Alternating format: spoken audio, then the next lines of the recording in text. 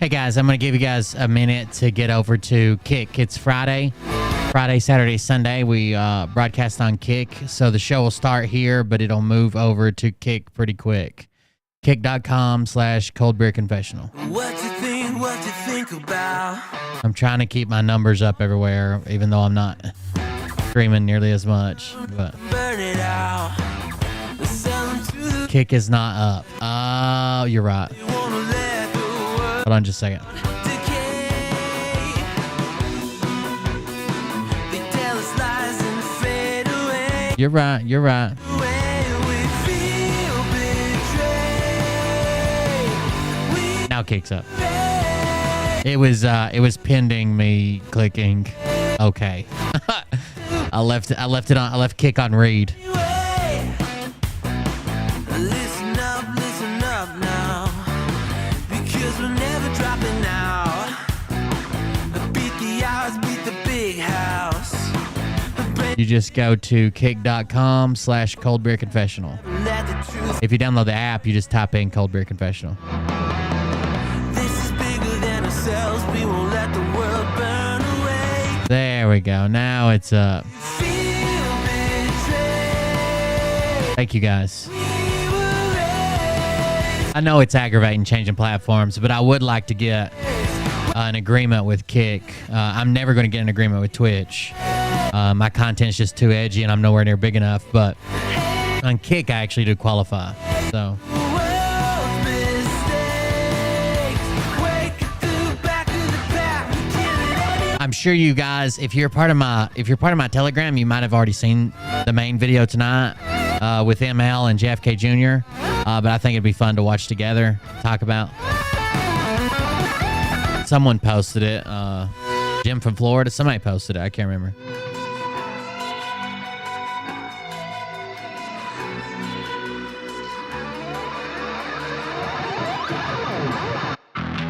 And we feel betrayed. We were raised to lose the race.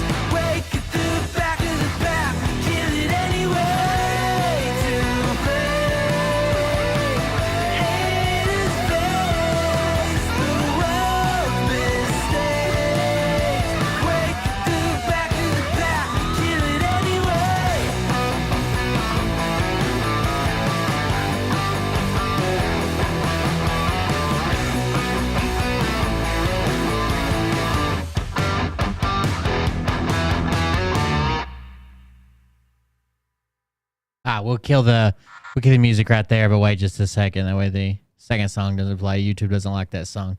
What's up, everybody? It's Friday, so we're probably going to be on Kick, or we are going to be on Kick. Friday, Saturday, Sunday, Kick only. So make your way over there, kick.com/coldbeerconfessional. If you don't want to make an account, don't want to do any of that, you can still just watch without an account, without signing in, without the app. You can just go there on your browser. You don't even need to download the app, and you can still watch. Kick.com/coldbeerconfessional. If you can't figure out the link, can't figure out how to get there, you can go to coldbeer.fund, like the donation website, coldbeer.fund, and click on the green and black K. The green and black K will send you there.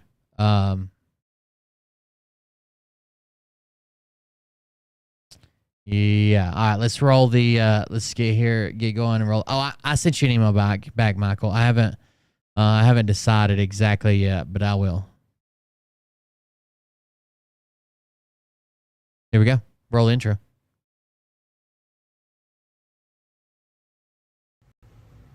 Hey Daddies, it's me, the Linda Binda from TikTok. I wanted to make this video because I wanted to thank you for watching Cold Beer Confessionals with Will Bird.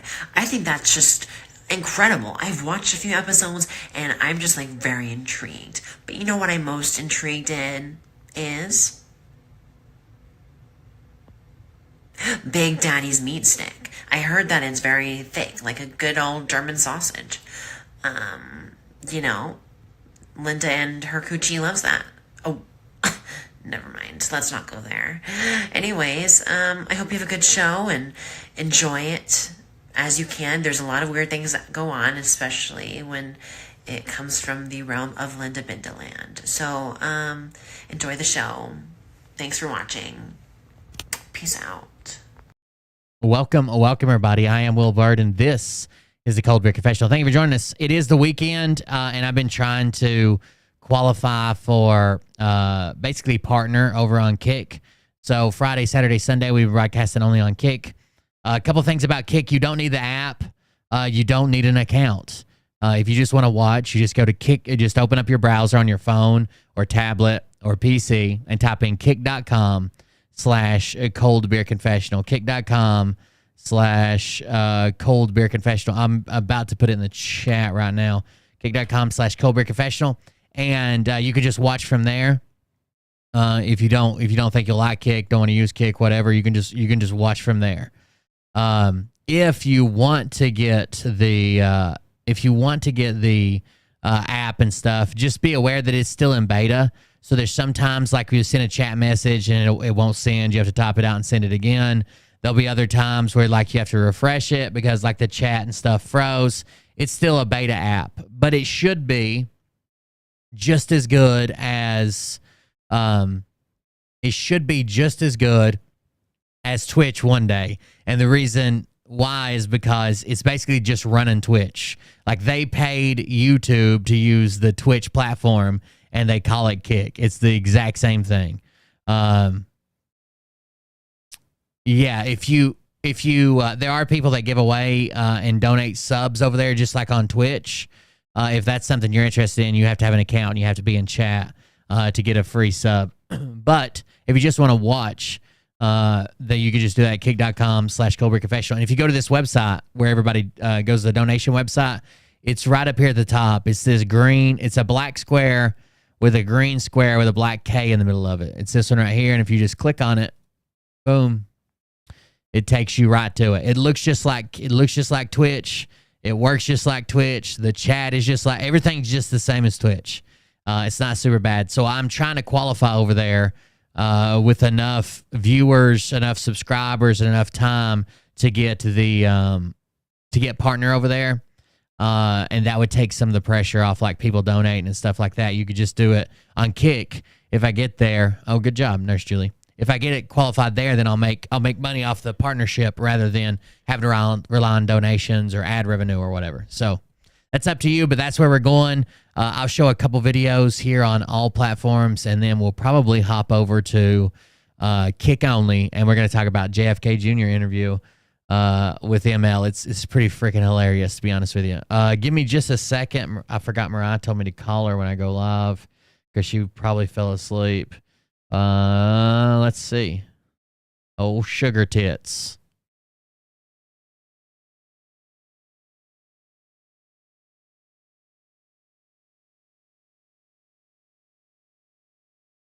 The phone probably won't wake her up. Then we'll all be screwed, right?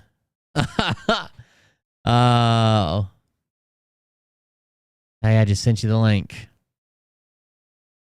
Love you, bye. All right, anyways, back to the show. So I was going through some old footage, and I thought, well, this will probably be hilarious. Here's some old, everybody likes seeing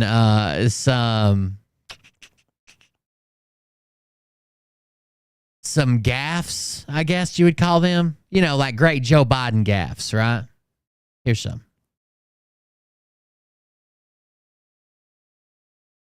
And you're working hard to put food on your family. Oh, that's not Joe Biden.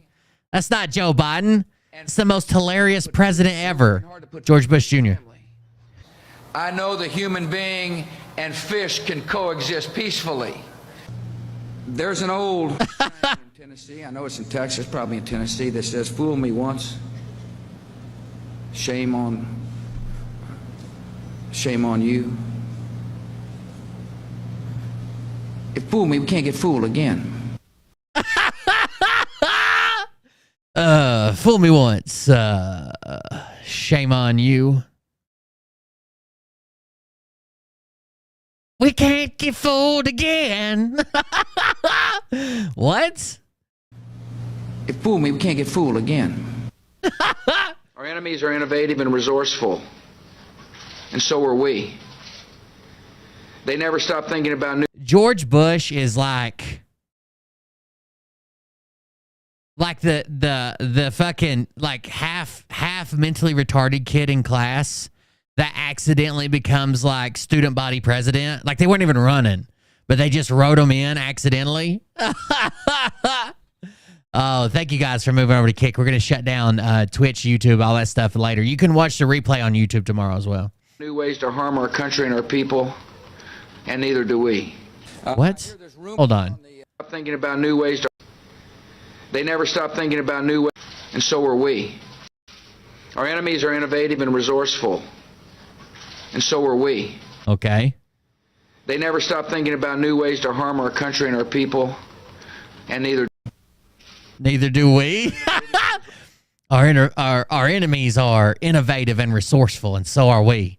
They never stop thinking of ways to hurt our country and our people, and neither do we. And so are we. They never stop thinking about new ways to harm our country and our people, and neither do we. I hear there's rumors on the internets that we're going to have a draft. We're not going to have a draft, period. I hear there's some rumors on the internets. The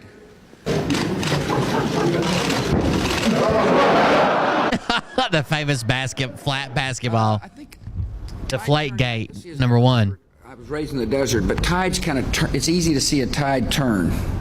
I was raised in the desert, but tide turning. I see as I remember. I think tide turning. I see as I remember. I was raised in the desert, but tides kind of turn. It's easy to see a tide turn. Did I say those words? No. I think I remember I was raised in the desert, and it's easy to see a tide turn, right? Did I say those words? I love George Bush. Tide turning. I see as I remember. I was raised in the desert, but tides kind of turn. It's easy to see a tide turn. Did I say those words? No, there may be some tough times. What was terrifying was George Bush was, as far as like who we think are like on average, he's probably above average intelligence if you average everybody in the US. But if we're talking about people that we would potentially like to lead our country, he's probably dumb as fuck, right? He's probably dumb as fuck. But what was terrifying was he was in that job underqualified, and the most terrifying man in the world was his vice president. A scary motherfucker. Did I say those words? No, there may be some tough times here in America, but this country's gone through tough times before, and we're going to do it again. And I'll make sure of it. Oh, there's been some tough times in America. We've been through them before. We're going to do it again. Thank you all very much. Oh, I remember this clip. I haven't even seen this one on this reel, but I remember this one. He's locked in, and he just looks like a child that their mom's like, the door's locked. Don't be pulling on the door. So as soon as your mom leaves, you go over and pull on both doors, and then you like drop your hands and just stand there and watch him. Thank you all very much. No, you may not.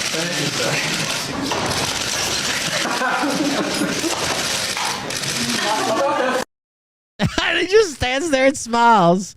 So I've got a couple of these before we cut loose. Before we cut loose YouTube and Facebook. We're going to be kick only tonight. I'm giving you guys a chance to get over there. Kick only. But before we get to the next Bush one, check this one out. Did anybody see Mariah in chat? Or do I need to call and wake her up again? Because I never saw her hop in.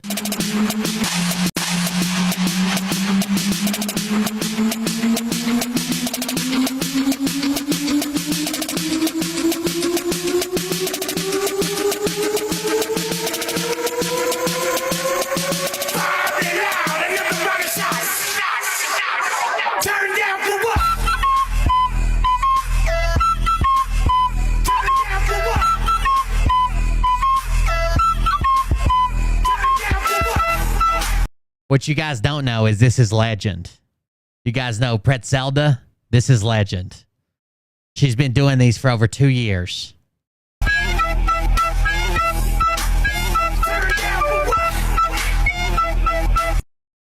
Ah, the tactical tutor. Kath does TikTok. I wonder what else she does. This one has 4.6 million views.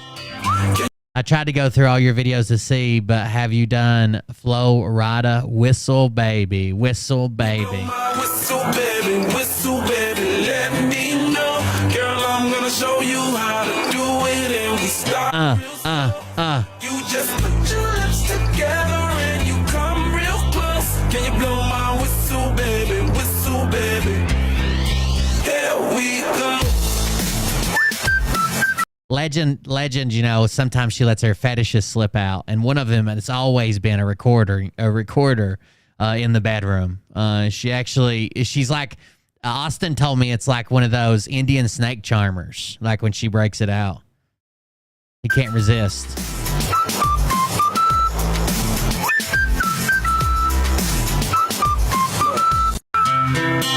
Good luck on the hurricane, buddy.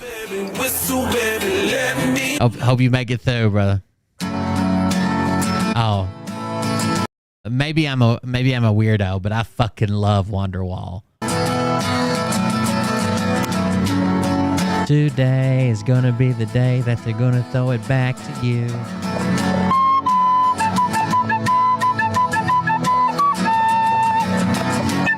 And now you should have somehow realized what you gotta do. That anybody, the way I do about you now. It's pretty good. Plus, I like her cankles.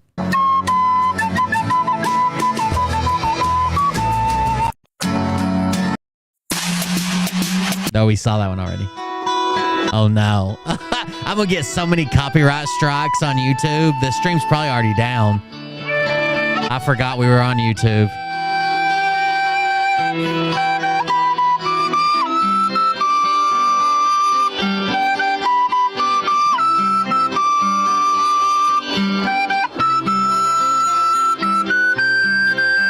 In my brain. You guys remember that we should get her and Mike Penny together. We should get her and Mike Penny together because he sings it like nobody's business. Am I right or am I right?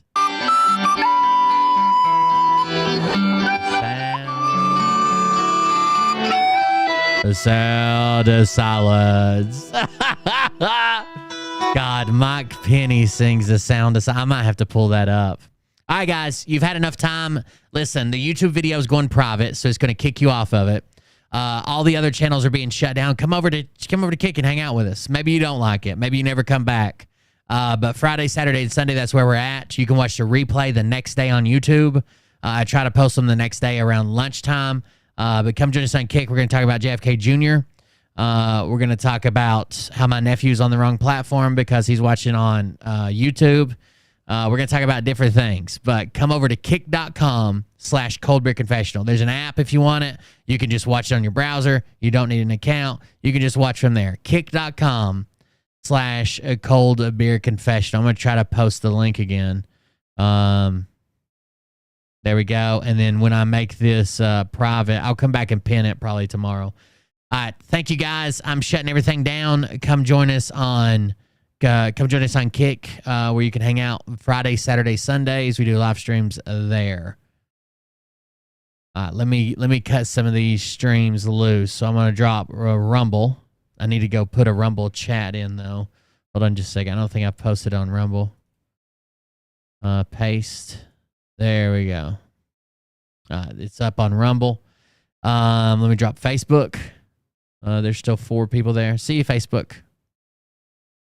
No, I want to leave YouTube playing, but I want to make it private just so my nephew doesn't realize where we went. He'll just be sitting there on a black screen. His video's now private. No, that was my nephew Nick with a 7.3 vlog or whatever. He does have a really clean 7.3. The 7 tree. All right, save that. All right, YouTube is now private, so I'll make it public tomorrow sometime. All right. Do I still have Mike Penny? I downloaded it. I downloaded the whole fucking thing. Hold on. Let's see.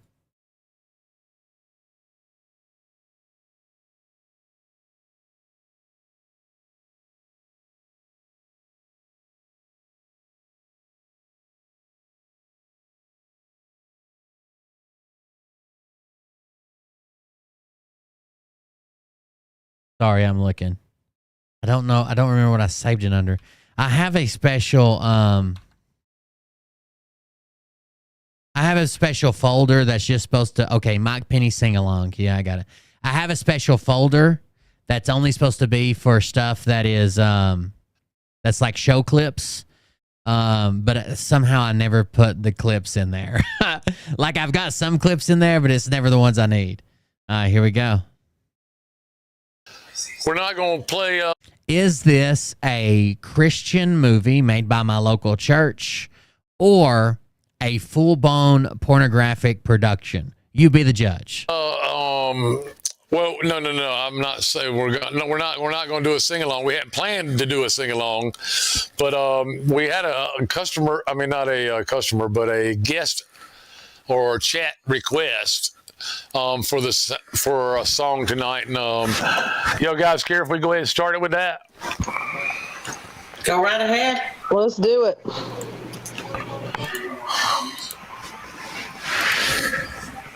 Good song. Not to do it, but to do it.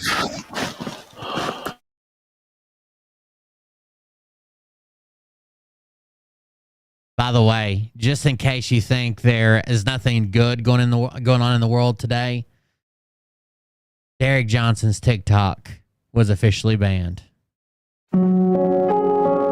Permanently.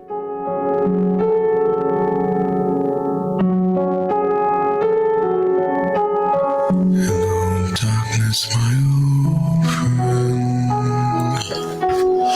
Come to talk to you again. Because a vision softly creeping in. Blessed seeds while I was sleeping.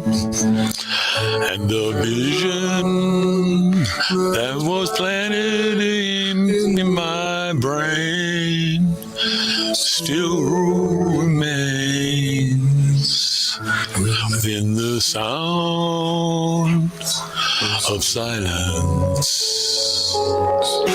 As things I walked alone, streets of cobblestone. Neath the halo of a street lamp, I turned my collar to the cold and damp. When my eyes were stabbed by the flash of a neon light that split the night. Is this what it sounds like when I sing? And touch the sound. Mike Penny does not realize that his microphone is on twice as loud as the music he's playing. He doesn't know any of these words either. That's why he's got a lyric video. Of silence. And in the night I saw. Well, what were all those words? In the area, saw. And in the night I saw 10,000 people, maybe more. People taking without people taking without speaking. People hearing without listening. I lock myself in a room about once a week and just listen to this on repeat for 3 or 4 hours. Makes me appreciate life. It makes me hate hearing, but it makes me appreciate life.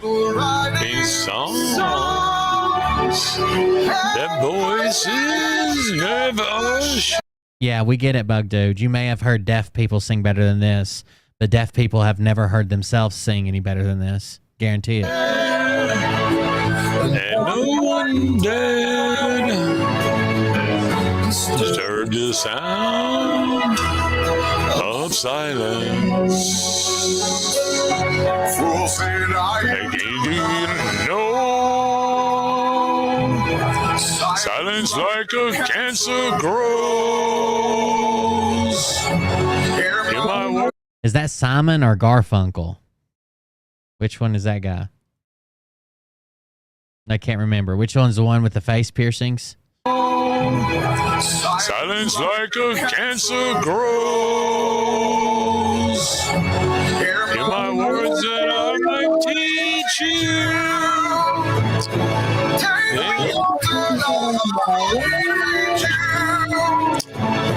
Love my words like the silent raindrops fell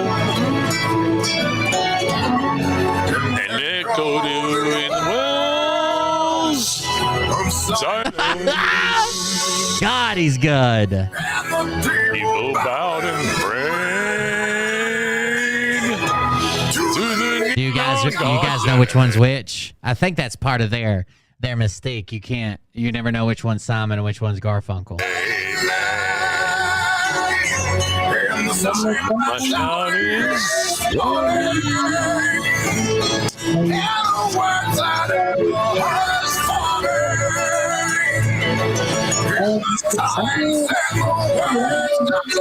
prophets.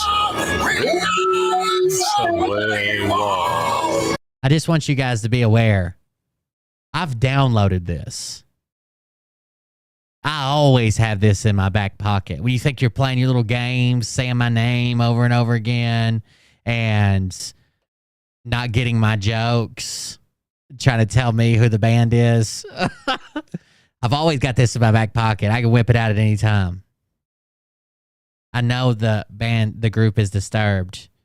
That is David Draymond, the lead singer for Disturbed. It's one of my favorite bands. But the song's originally by Simon and Garfunkel. That was the joke. It's a remake. Tenement halls, whispered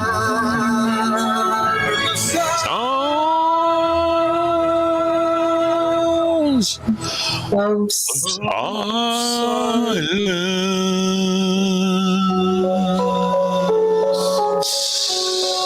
Ooh, did you hear how long he held that semblance on the end of silence? That semblance right at the end of silence.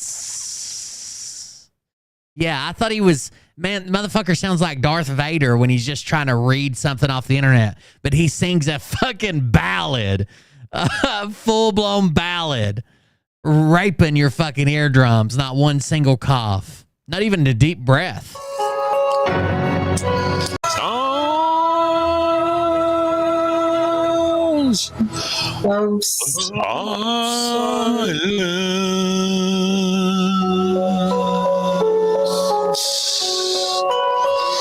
Bum bum bum bum bum bum bum bum bum bum bum bum.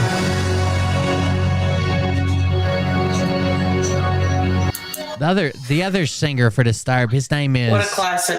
Eric something. Eric, I can't remember. What a classic.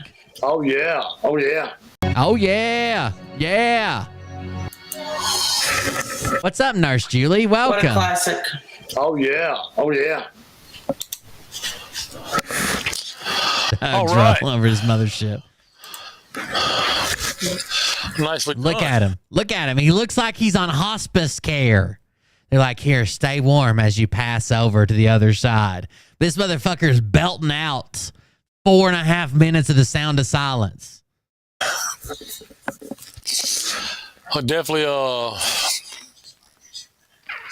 Definitely stirs the thinker, right? Definitely stirs the thinker, right? It stirs the thinker. Hey, yo, Jason. Wiggle, wiggle. Say something to her. Holla at her. I got one question. How'd you fit all that in them jeans? You know what to do with that big fat butt. Wiggle, wiggle, wiggle. Wiggle, Legend over here fucking killing it, dude. wiggle, wiggle, wiggle. Just a little bit. Just a little bittle. Wiggle, wiggle, wiggle, wiggle.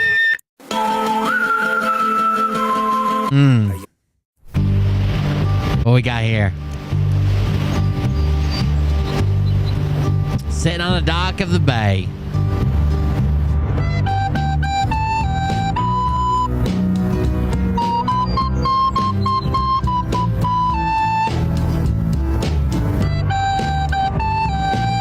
Aren't you supposed to announce it, Legend? Not me. Oh my God, no! So seductive.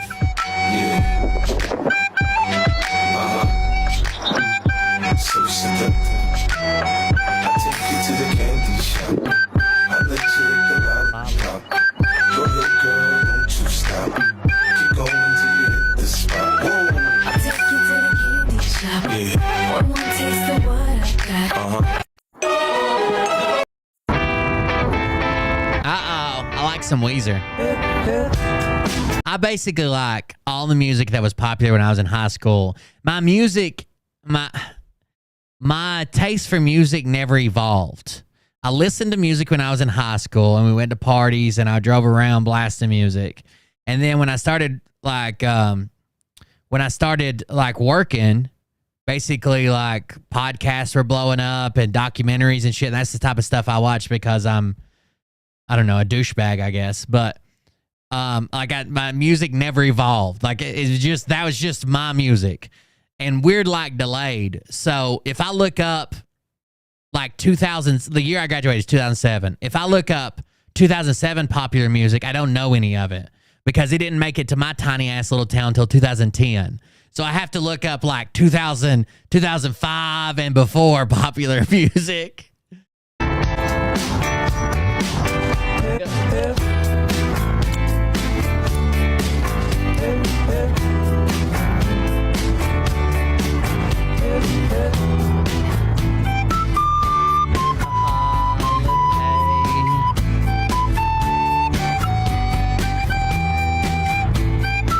Is this as impressive as the woman who Dr. J sent me and said I should train Mariah to use her vagina to play the flute? She was a pussy flautist, I think's what they call her. The pussy flautist, which is more impressive? The tactical tutor or the pussy flautist?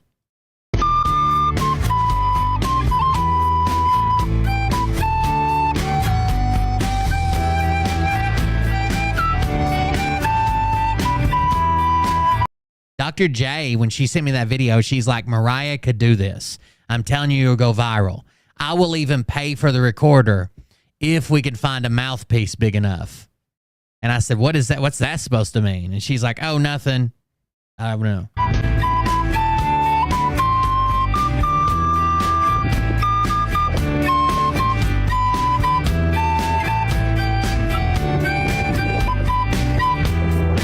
I'm the same, including the 80s, yeah. Farting pale girl. For the percussion. Give me a hi-hat.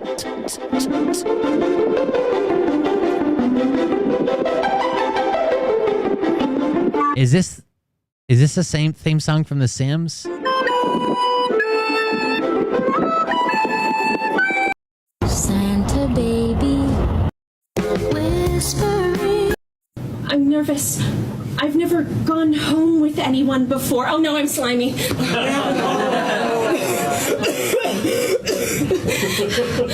There's so much we won't get to do. Green smoothie, chicken Florentine. You could put me in a Caesar salad. Don't cry. I'll always be with you. The smell of me every time you open the fridge. Literally until the day that you move out. No. Goodbye.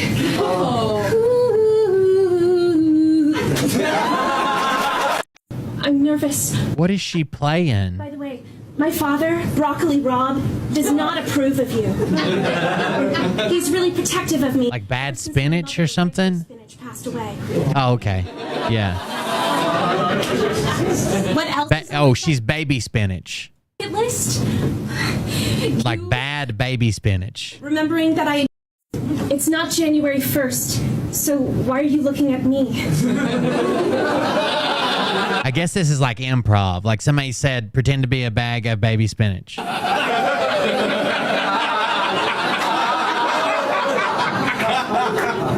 I know your type, and I know what you're doing. Bad boy meets beautiful, fragile girl. Bad boy falls in love with beautiful, fragile girl. And beautiful, fragile girl dies in bad boy's crisper drawer before bad boy can eat her. Let's go for a walk down aisle 2. It'll be a walk to remember. Okay, I'm a fan of the flouts. Okay, so you're Brad Pitt. That don't impress me. Uh-oh. A little Southern recorder. Did you guys have to pay like $4.50 when you were in school because you had like a rotation of 4th grade music class and they made you each buy a recorder where you learned like 3 Blind Mouse and Hot Cross Buns, which I'm almost convinced are the exact same song. I don't think there's any difference, but they tell you there's a different song because they want to gaslight you into trying to memorize 2 different songs that are exactly the same. Or was that just me? Now don't get me wrong, yeah, I think you're alright, but that won't keep me warm in the middle of the night. That don't impress me much.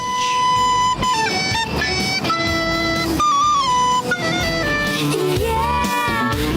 Okay, so you're There you go. All right, we're done with recorder lady. All right, I got some more stuff though. Oh yeah, we were doing Bush, right? Oh, and I figured out what that video was. I'll find it. I figured out that video was that I couldn't pull up the other night. It was 75 cents in the 40s. Jesus Christ. We got an issue in America. Too many good docs are getting out of business. Did they have schools in the 40s? Too many OBGYNs aren't able to practice their love with women all across this country. Our nation's What? What did he just say? Issue in America. Too many good docs are getting out of business. Too many OBGYNs aren't able to practice their love with women all across this country. OBGYNs are practicing love with all the women across the country? What? The nation celebrated its bicentennial in 1976. Same one, door. I like when he dances. The best part is him Forget it, you're a has-been. A year ago, my approval rating was in the 30s. My nominee for the Supreme Court had just withdrawn. And my vice president had shot someone. That's true.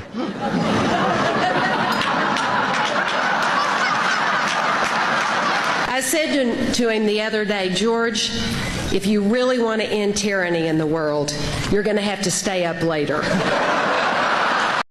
Is that really what you did, Nurse Julie? That's cool. An OB nurse. Here's our typical evening. 9 o'clock. Mr. Excitement You think you could get me some fetal stem cells for an experiment I have? here is sound asleep. Mr. Excitement here is sound asleep. And This is like that, I forget what they call it, but this is like the press dinner or whatever. They literally roast each other in the press and the news channels and stuff. A lot of times there's really funny jokes there. watching Desperate Housewives. Have they seen him dance? Well. Oh, here we go. I didn't know this is in here. I love watching George W. Bush dance. I might want to rethink. Well, that's not good. Maybe he'll play with the band. He cracks me up when he's dancing, and he's done it so many times in public. He obviously trying to fit in.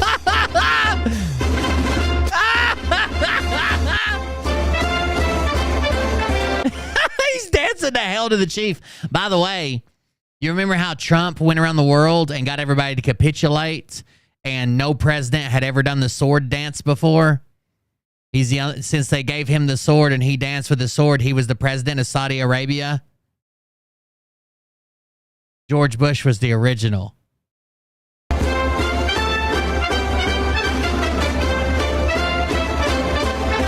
You think it's called Toastmasters? No. It's the presidential, hold on. Press dinner. It's called, it has a name. White House Correspondents Dinner. It's basically like it turns into a big roast. All the news agencies are there. I wish I could just have a loop of George W. Bush dancing. I only want all the dancing all the time.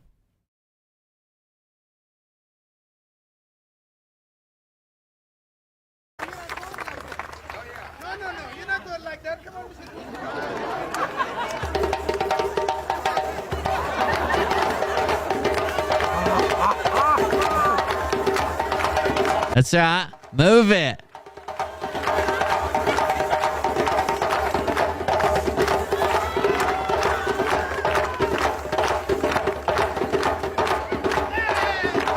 The eye contact was a little long there.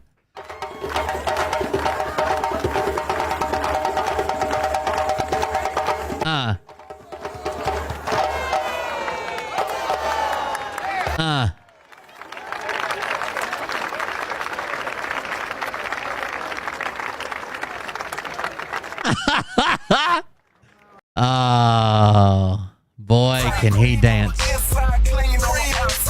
Cream on the inside, clean on the outside. Cream on ice cream paint job. Cream on the outside, clean on the outside.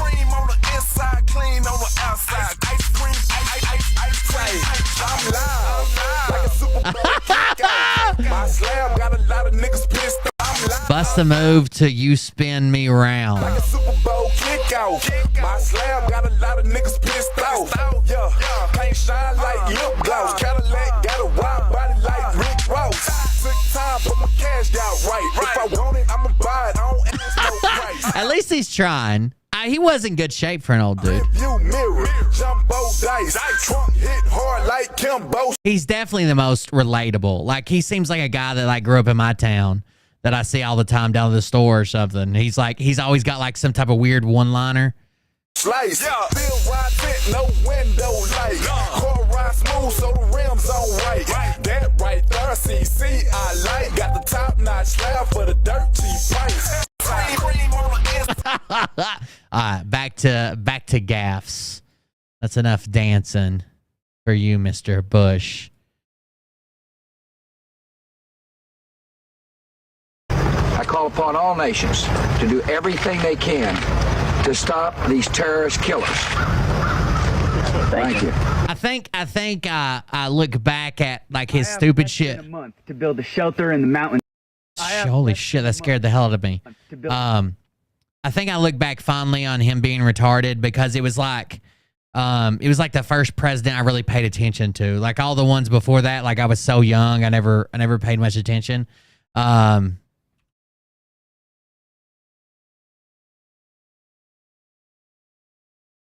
this one was like this president came around. We were like, oh yeah, yeah, we got it. Okay, yeah, sure.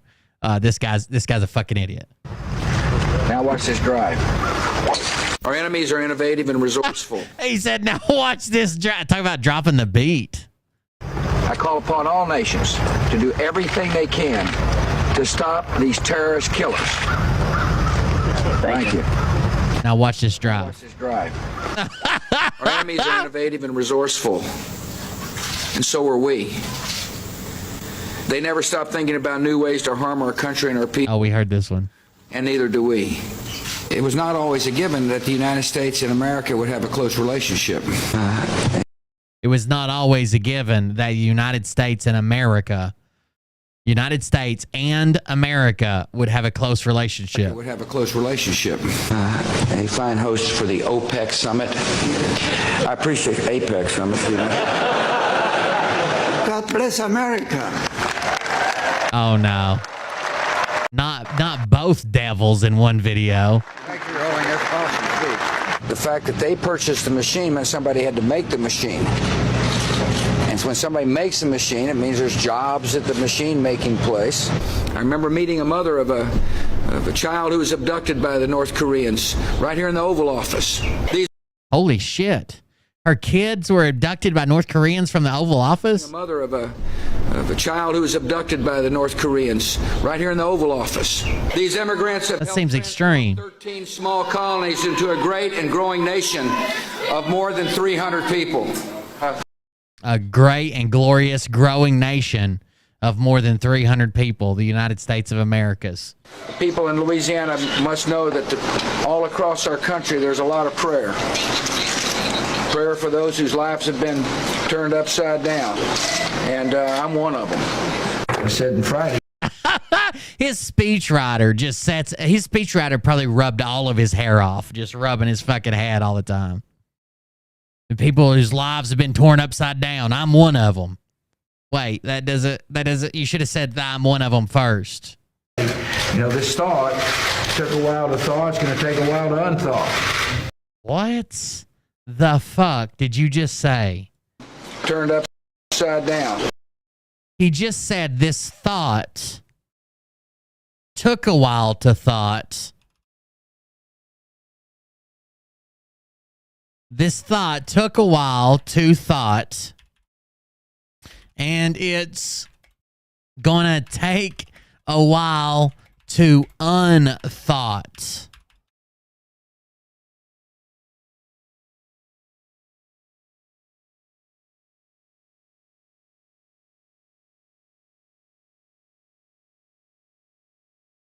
I'm trying to see what this was in context to. This thought took a while to thought, and it's going to take a while to unthought. And I'm one of them.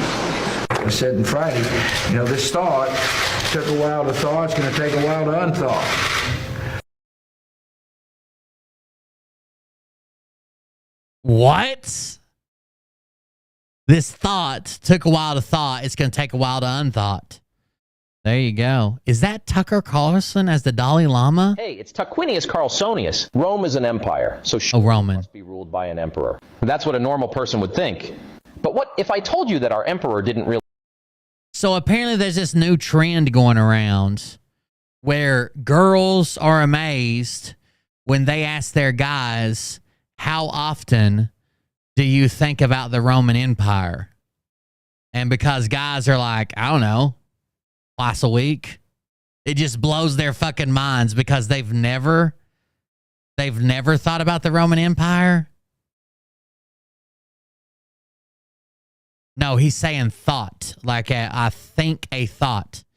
I've got the transcript. I was trying to figure out what it was from or what he was talking about, but he's saying the word thought. Do women never think about the Roman Empire? I don't know. Here's the one that I was trying to show you guys the other day.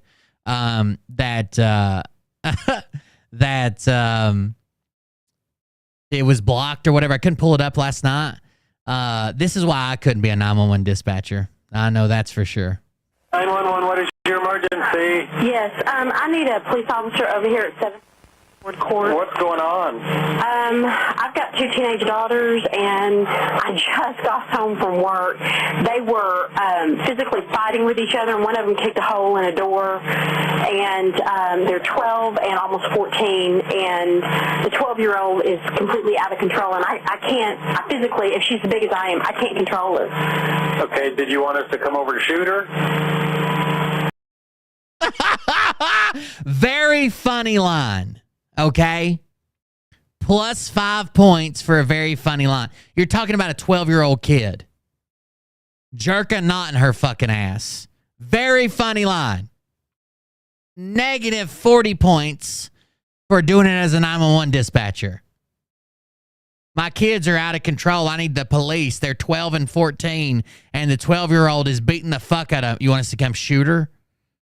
This really happened, by the way. This is not a joke. This is not parody. This really happened. The guy had to apologize, and I'm pretty sure he got fired. We'll look up the news story.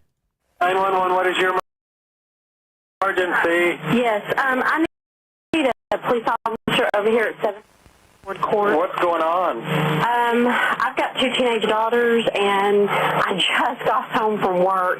They were physically fighting with each other, and one of them kicked a hole in a door. And they're 12 and almost 14, and the 12-year-old is completely out of control. And I physically, if she's as big as I am, I can't control her. Okay, did you want us to come over to shoot her?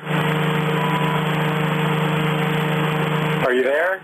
Excuse me? That's a joke. Okay, so... Who are you? What is your name? Mike Forbes. Okay, that's not funny, Mike. I'm sorry. Guess what? I'm going to file a formal complaint. That is pretty funny, to be honest with you. I don't blame you a bit. Hey, because you know what? That's funny, like...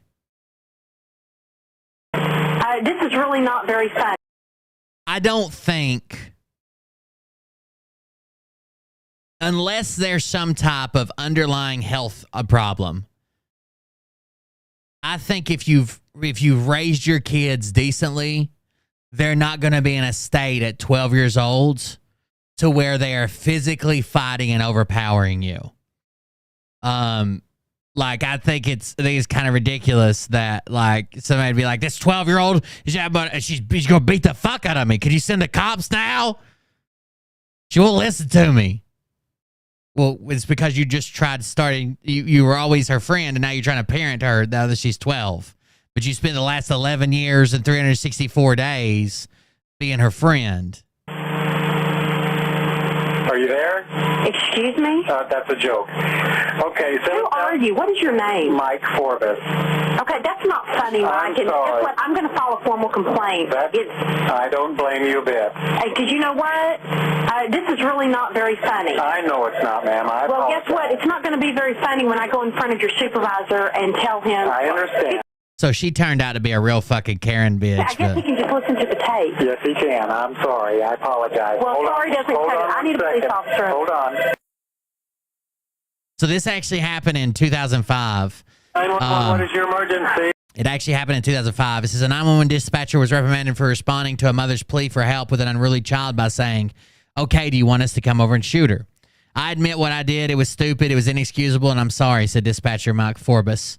The woman, identified only as Lori in Wednesday's Fort Worth Star Telegram, set like the paper, not the Telegram, the app. This is before that. Said she recently phoned authorities after coming home to find her daughters fighting. She told the dispatcher that her 12-year-old had kicked a hole in the door. After Forbes' comment, the woman fell silent for about 5 seconds. Are you there? Forbes asked. Excuse me, the woman asked. Forbes, a dispatcher for 5 years at the Watauga Department of Public Safety, told her he was joking and apologized, but the woman was offended, and Forbes immediately told his supervisor what happened. This type of response cannot be tolerated, and this letter shall serve as notice that any future unprofessional responses while answering 911 line will be cause for termination, Police Chief David Van Lair wrote to Forbes.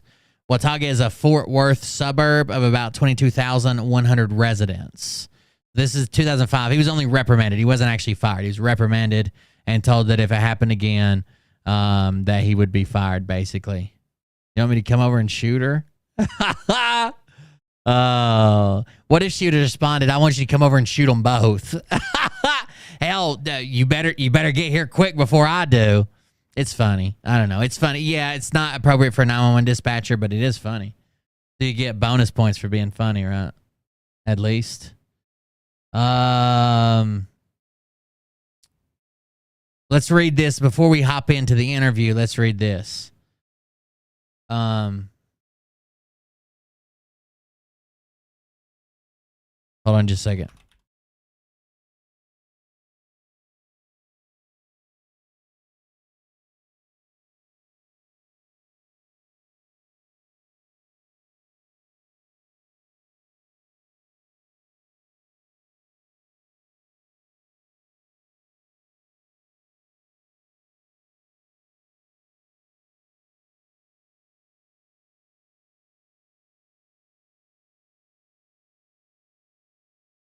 This is the Derek Johnson.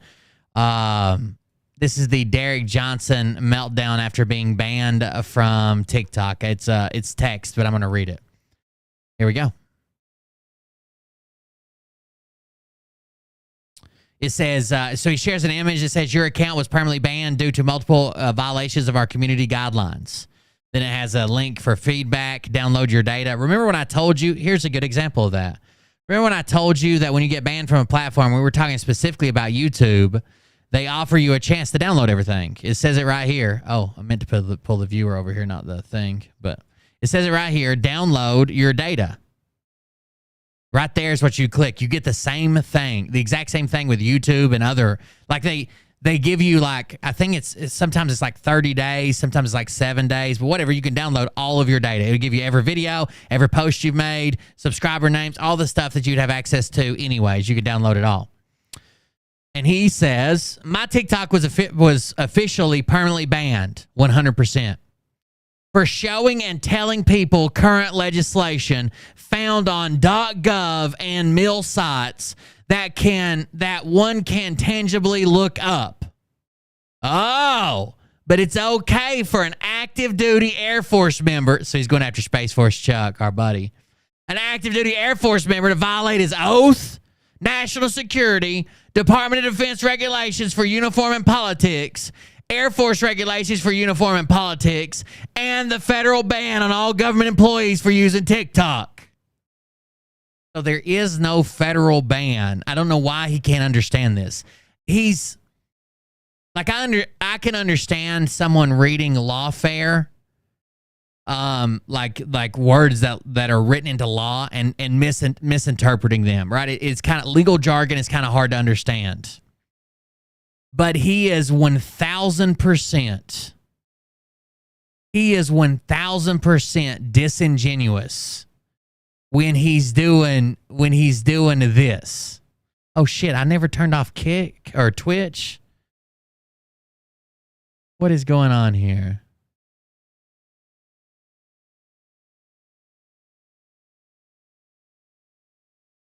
No, surely I did, right? God damn it. I left Kick on, or Twitch on the whole time. Come join us on Kick. Damn it. Wasn't supposed to have that one on. Anyways. I'm an idiot. Yeah, Twitch was still up. I just happened to see it out of the corner of my eye. I'm an idiot. At least most people weren't over there fucking. I just saw it because of that comment. At least most people came to Kick anyways. Damn, I'm an idiot. Anyways, He's entirely being disingenuous if he doesn't understand this. There is none ban on federal employees using TikTok. The law plainly reads that you can't download TikTok on a federal-owned device. Like if the federal government owns your phone, you can't download and use TikTok. What's up, CA Crafter? Your comments the one to let me know I was still on Twitch. That's my bad. It's easy to understand. You can't put it on a federal government phone, a federal government computer, a federal government tablet. If the federal government owns your device, you can't put it on there. But you guys know how many people in the military are on TikTok? Hundreds of thousands. Like you see it all the time. People in uniform, people in the military, people in supervisor roles within the military. Like, he can't honestly believe this. He's just saying this to try to stir the fucking pot. There's no way he misunderstands this. Hold on.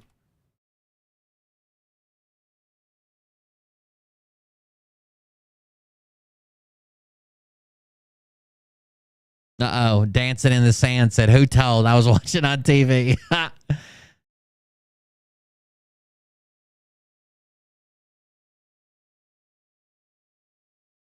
Here it is. Here's the news story. Why TikTok is being banned for some federal employees. Then it reads this. The White House is giving U.S. federal agencies 30 days to delete popular Chinese-owned social media app TikTok from all government-issued mobile devices amid growing concerns about security. Canada announced a similar ban. You can't misinterpret that. Does that say if you're a federal employee, you can't be on TikTok? Does it say that if you've ever worked for the federal government or you're a contractor or you work for the military or work for the fucking Department of Corrections or you work for the ATF that you can't be on TikTok? It clearly states on all federally issued mobile devices. And you know that he can fucking read, right? Clearly.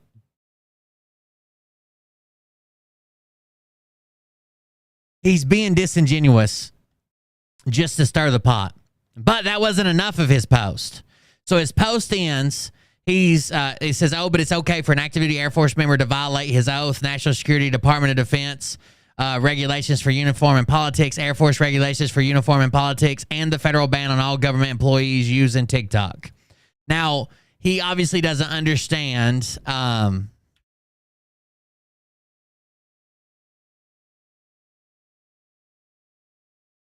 He obviously doesn't understand the rule about being in uniform and being political, right? He doesn't understand that, but it's easy to understand that it's federal issued devices. What is the DOD policy regarding political activities by members of the armed forces? DOD has long-standing policy of encouraging military personnel to carry out the obligations of citizenship. However, active duty members are specifically prohibited from engaging in partisan political activities, and all members of the armed forces should always avoid the inference that their political activities imply or appear to imply DOD sponsorship, approval, or endorsement. Like, Space Force Chuck has clearly, first of all, he's the Air Force or the Space Force ambassador, social media ambassador. It's cleared through the Space Force. But before he even got that or was trying to get that, he cleared it with his command. And he's not making a political stance saying, oh, Biden's awesome, Trump sucks, or Trump sucks, Biden's awesome. He's saying this is a lie. Donald Trump is not secretly in charge of the Space Force. This is a lie. It's not true that Joe Biden has never said the word Space Force. Like, he's not being political. He's being a fact checker, but he's not being political at all. So the next post reads, Where'd he go? He says, welcome to America. Then he says, I feel a good roast post and exposure coming. 100% fire emoji. Getting good. He follows that up with this. Is that the America you want? A veteran showing you current legislation via official.gov and mill sites that you can tangibly access and read? Or an active duty Air Force member clearly and blatantly violating his oath to the Constitution and this nation, its national security, the Department of Defense regulations for uniform and politics, Air Force regulations for uniform and politics, and the federal ban on all government employees for using TikTok. Haters and trolls work 10,000% harder than patriots, 100%. I don't know in what world he thought the next statement I'm going to make is going to say haters and trolls work 10,000% harder than patriots, 100%. That he thought that was a good. What does that say?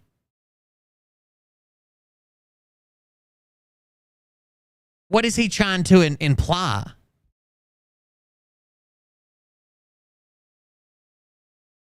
Hey, why don't you just work harder then? If haters and trolls work harder than patriots, why don't you just work harder?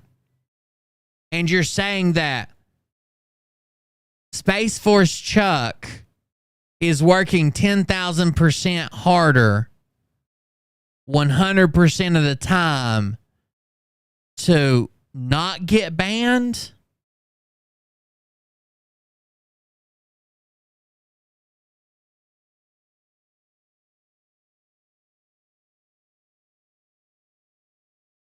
I don't think anybody's working hard on not getting banned.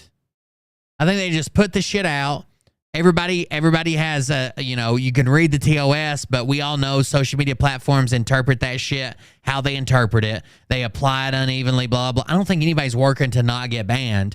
People are just trying to produce their comments or their content, and sometimes they have to kind of taper what they say or the words they use or whatever. But I don't think anybody's working 10,000% to not get banned and harder than you 100% of the time. He follows that up with, it's a war. Welcome to it. If you want to unsubscribe for me roasting a piece of shit soldier for violating the sacred oath and uniform, by all means, sayonara. Sayonara. He said it. He said it. He went there. I told him, uh-oh, girl, don't go there. He went there. Okay? He went there. He did it. I hope Chuck has a copy of this, by the way. Him calling him a piece of shit soldier. I hope he has that. Anyways, let me send this to myself because I'm trying to save it. All right, I'll send it to the mod thing. Give me just a second. I'll do it in a minute. Americans have got to wake up and stop getting stuck in all the noise and stuff and guys touching their noses for people saying, touch your nose if you think the EBS will happen this week. And all these clowns claiming, their source gave me some intel today. I don't think he understands quotes either.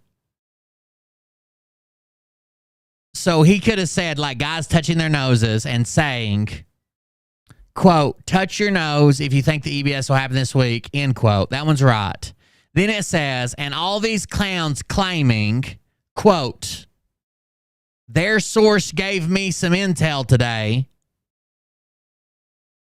They wouldn't, if it's Phil talking, he wouldn't be like, hey guys, I'm Phil Godlewski. Their source gave me some intel today. So you wouldn't put that in quote. What the fuck is wrong with you, Derek? Maybe you can't read. And all the other BS. Military doesn't work like that, and legislation is all public information. There's no such thing as truthers and QAnoners. No such thing as truthers and QAnoners. There's freaking public legislation via military law and federal, state, local laws and orders. There's Q and Anons. No such thing as QAnoners.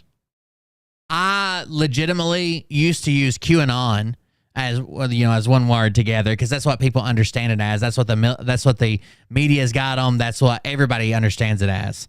It's only the people that are actually in the retarded fucking cult that are like, there's Q and there's the Anons. There's QAnon. But now I do it just because it triggers them. Now I just do it just because it triggers them.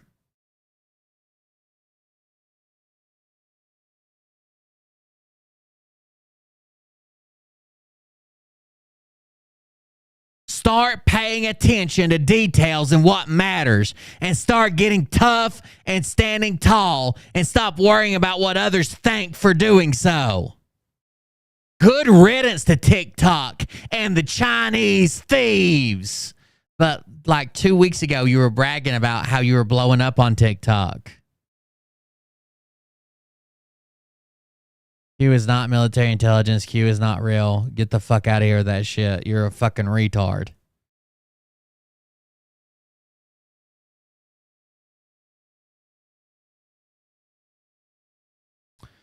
Sorry, I lost my place.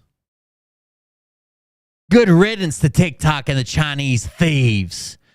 Then he shows an emoji with like a finger pointing. And it says, current legislation still shows Donald John Trump as commander-in-chief in the act where presidents and Congress declare war, even if a poor excuses for a soldier doesn't even know his own laws and orders. Fire emoji. Wake up, America. American flag. And he already has a new account, of course. Of course he does.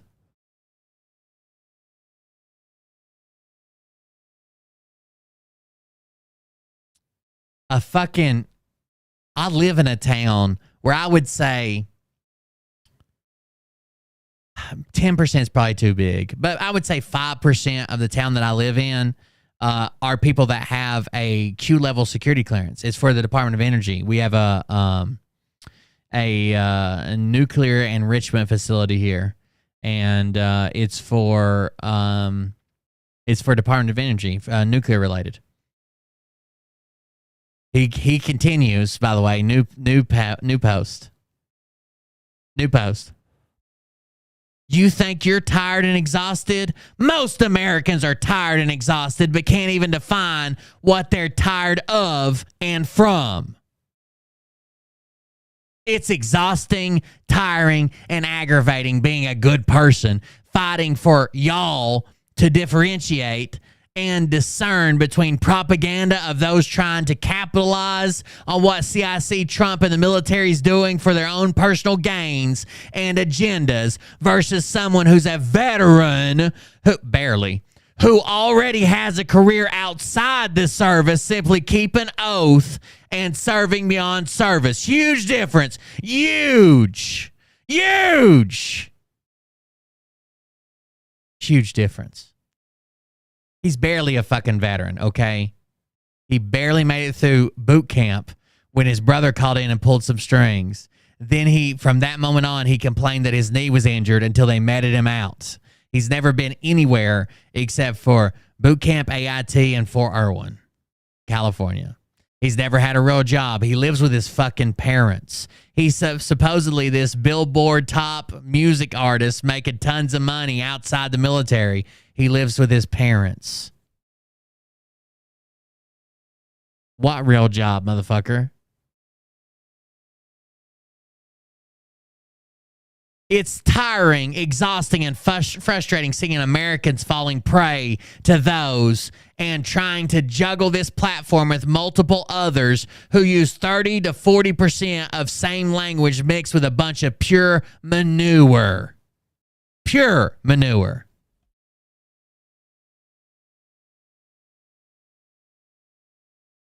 I'm not a truther. Air quotes. I'm not a truther or any other definition. I'm simply a United States veteran. DV. Disabled veteran. DV. Average, everyday American living on a fixed income. Wait, I thought you had a job outside of...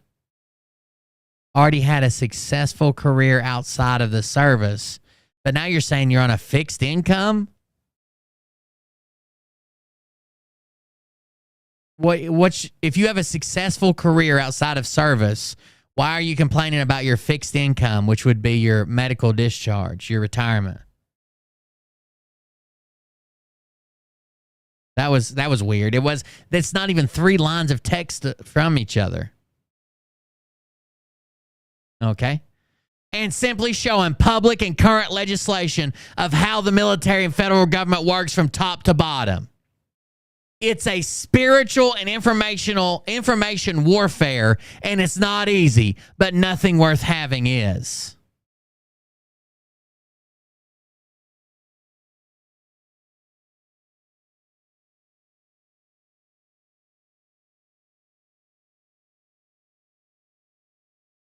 Get tough, Americans. Don't lose focus of the bigger picture. Military occupancy and continuity of government is the bigger picture. The swamp is being drained, and those evil creatures are being exposed more and more.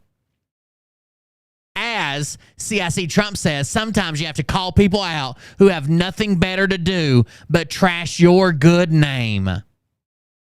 What's sad is a flaming turd like the Air Force soldier that gets to stay on TikTok because that's what they want, are confused, and the same America all while this doesn't even make sense.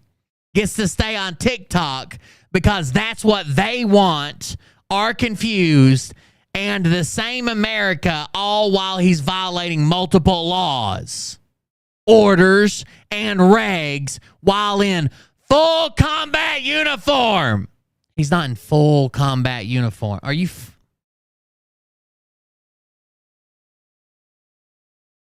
He's just in full uniform. Full battle rattle. Like combat uniform includes all the combat stuff. The fucking Kevlar and the bulletproof vest and the fucking mag pouches. Dress right dress. The fuck is wrong with you? Oh, you've never been to combat. That's why. While in full combat uniform, while making his full name visible to the Chinese government and ways for them to access intellectual properties, etc., but also all of the information he's revealing about his job, plus misleading innocent Americans, telling them not to listen to me using my name while I'm showing current legislation.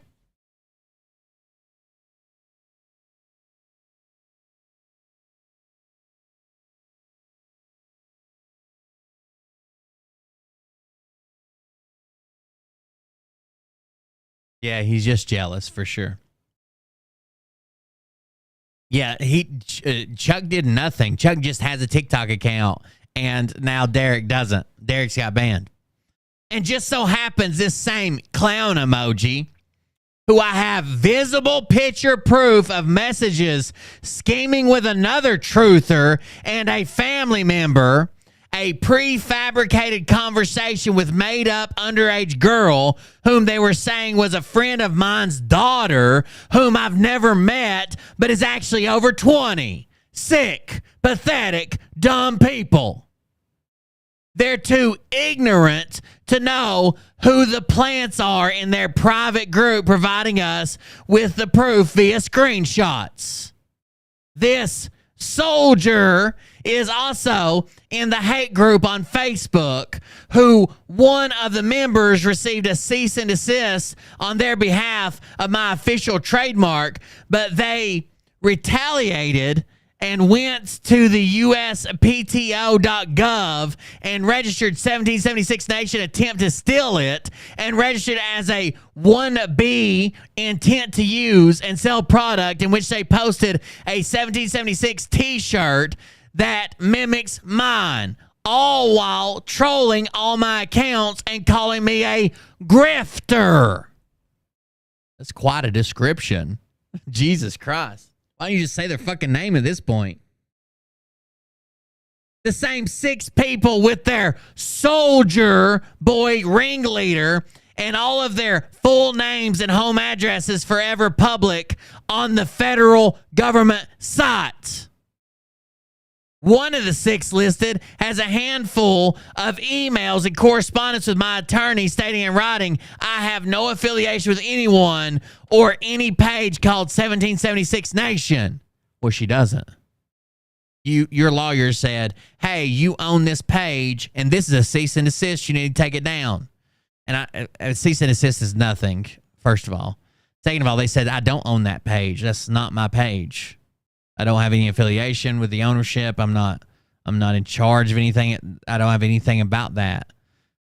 They put it in writing, while the law actually states first to use, not first to file. If they'd spend more time reading current legislation, they wouldn't look like fools. Everything can be found in misinterpreted legislation. One of the members claims to be a former friend whom I've never met in my life and don't know from Adam Housecat, who after I first went viral started in private Facebook group that was deleted 12 times using my name and likeness to attract people, creating a PayPal using my name but attached to their bank account. This person also does the same thing with other notable people, in which one of them warned me about this person after seeing the groups. What? Another group member, one of the 6 on the federal side attempting to steal my brand and trademark, claimed, you're not going to get a fucking brand and trademark on 1776 Nation, bro.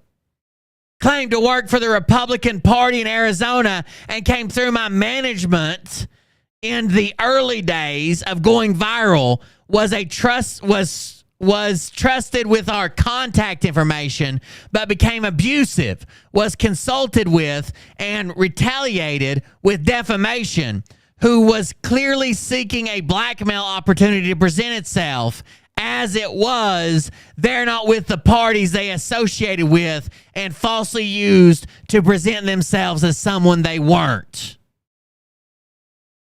What the fuck is all this? These are the type of people and accounts that don't get deleted or banned yet. They're evil, liars, frauds, treasonous, and the true threat to the Constitution and the future of America. Hey, look, my little cult I've got here is not on the FBI watch list. Yours is. This is America. We live in and freedom of expression, a.k.a. First Amendment. The First Amendment pertains to the governments. You can't go into your job and just start screaming the N-word, you'll get fired. But the government can't step in and stop you from saying the N-word or cursing or whatever just to the, outside the courthouse on public property. Right. Oh, I'm on all the watch lists, but the cult with a K is not on the watch list, okay? It's even worse when there's infiltrators and this level of ignorance inside the military. Luckily, it's not the majority. Just a few more. The Law of War Manual, Chapter 18, is currently cleaning out with this clown needing to be put on alert to his command. And we won't stop till he deleted his trash and the damage he's created or pays for it in court. So he's saying he's going to contact his command and he's not going to stop until he's deleted everything or pays him. Sweet.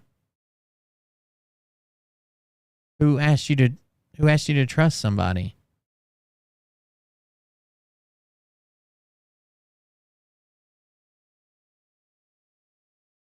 The clown spreading lies, false information, defamation, libel, and slander while in active duty uniform and on active duty in that uniform needs to take a little gander here. S502 enlistment oath, whom may administer. A, enlistment oath. Each person enlisting in armed force shall take the following oath. I blank do solemnly swear or affirm that I will support and defend the Constitution of the United States against all enemies, foreign and domestic, that I will bear true faith and allegiance to the same, and that I will obey the orders of the President of the United States and the orders of the officers appointed over me according to the regulations and the Uniform Code of Military Justice, so help me God. B, who may administer. The oath may be taken before the President, the Vice President, the Secretary of Defense, any commissioned officer, or any other person designated under regulations prescribed by the Secretary of Defense. Then he shares 10 USC 52 or 502 U.S. Code, House Gov, Title 10, Section 52 or 52 or 502. Damn it, I can't read. Which is the same as the enlistment oath, right? Enlistment oath, who may administer. So he lists the link to that for some reason. Then he says, let's look at a few of his clear violations. So he does, he shows Department of Defense portal. This says references political activities. Hold on, let me get past the definitions.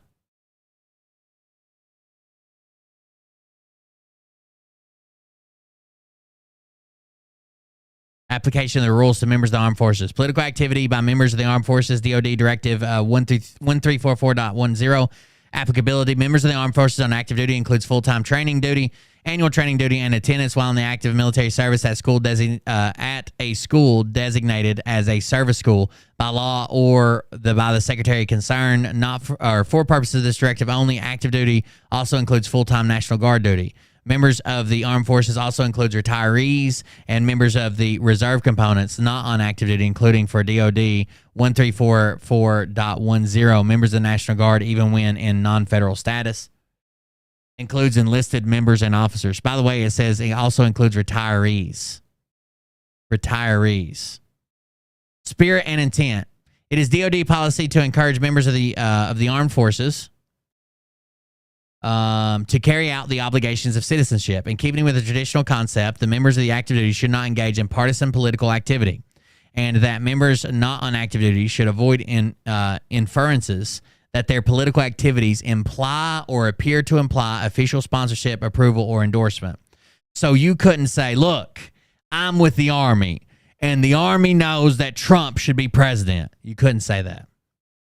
Quote, activities not expressly prohibited may be contrary to the spirit of this intent of this directive. Any activity that may be reasonably viewed as directly or indirectly associating the Department of Defense or the Department of Homeland Security with a partisan political activity or is otherwise contrary to the spirit and intention of this directive shall be avoided. So Chuck saying, no, you're wrong. I work for the Space Force. And the Space Force isn't Donald Trump's secret space attack, gather information, take down Joe Biden. And Joe Biden has said the Space Force before. Permitted political activities, DOD 1344.10, Section 4.1. A member of the armed forces on active duty may register, vote, express personal opinions on political candidates and public issues. There you go. You can register, vote, and express personal opinions on political candidates and public issues. You can encourage other military members to exercise their voting rights. You can join a political club, even if it's partisan, and attend political meetings when not in uniform. You can sign petitions for specific legislation, action, or to place a candidate's name on a ballot. You can write letters to the editor expressing personal views, so long as not part of an organized letter-writing campaign or soliciting of votes for or against a political party or partisan political cause or candidate. Requires a disclaimer that the views are those of the individual and not of the Department of Defense.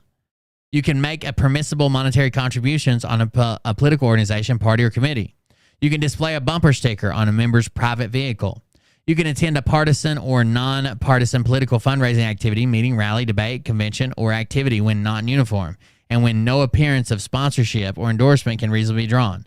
This was there's a lot of people that bring this up because there's like a famous photo of like Hillary Clinton doing like a rally or whatever, and there's like a guy in full naval dress uniform. He probably shouldn't have been there in full uniform, right? Prohibited political activities. Participate in partisan political fundraising activities. Okay, he's not. Chuck's not fundraising for partisan political figures. Rallies. Chuck's not at a rally. Conventions. Chuck's not at a convention. Management of campaigns. He's not a campaign manager. Or debates. He's not at an official political debate. The prohibition is broad and does not depend on whether a member is in uniform or even whether an inference of official endorsement can be drawn. Well, got it. You cannot use official authority or influence to interfere with an election. Chuck's not doing that. Or affect the course or outcome of an election. Nope. Solicit votes for a particular candidate. No, Chuck doesn't even mention who you should vote for. Or issue or require or solicit political contributions from others. Nope. He's not doing political fundraising.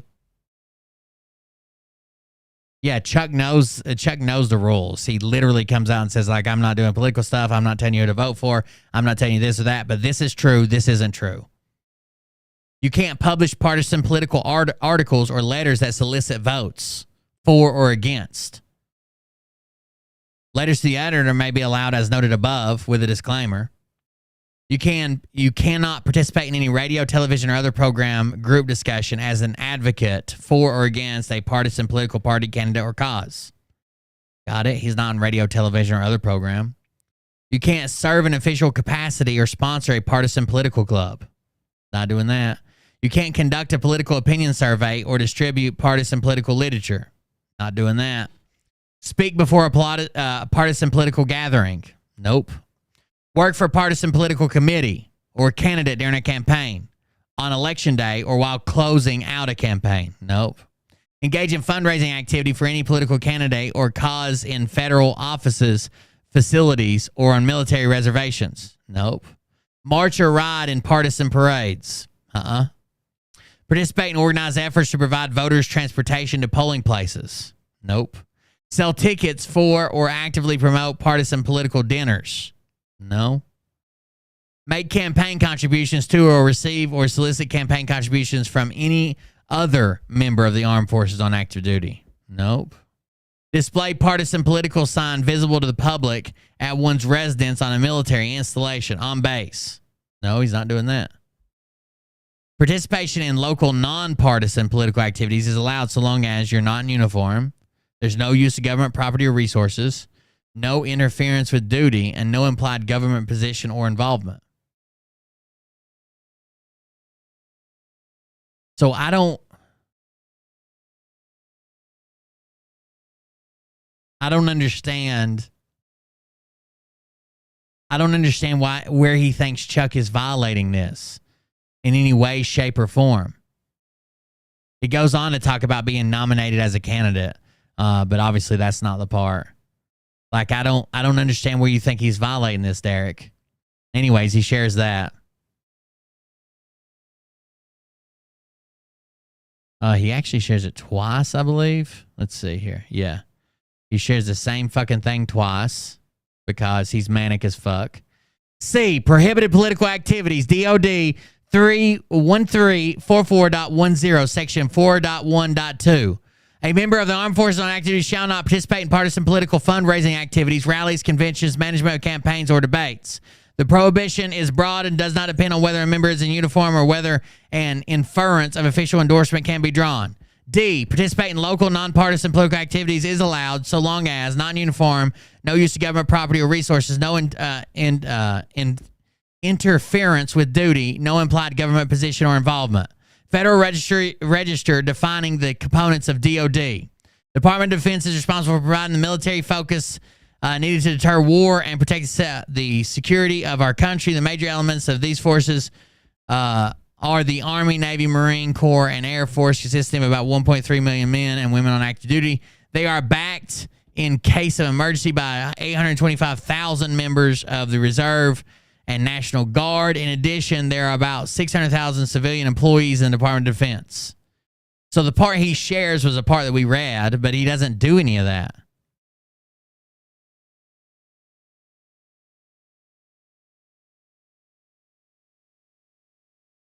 Oh my God. Now he's sharing the National Security Act. Listen, under the president, who is also the commander-in-chief, the Secretary of Defense. Wait a second. What did you just post? Under the president, who is also the commander-in-chief. That's weird, because you're saying they're two different jobs and they're two different people. How could it be under the president, who is also the commander-in-chief? The Secretary of Defense exercises authority, direction, and control over the department, which includes separately organized military departments of the Army, Navy, and Air Force, the Joint Chiefs of Staff providing military advice and combatant commands and defense agencies, field activities established specific purpose. National Security Act amends 1949, redesignated the National Military Establishment as the Department of Defense and established it as an executive department headed by the Secretary of Defense. Now his branch, United States Air Force.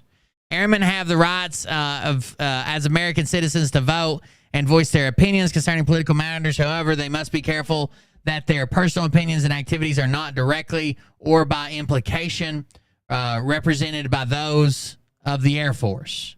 Airmen must take care not to appear to respect or to represent the Air Force when they express their personal opinions and engage in activities associated with voting and political matters. Airmen must also refrain from contemptuous words against certain federal and state officials.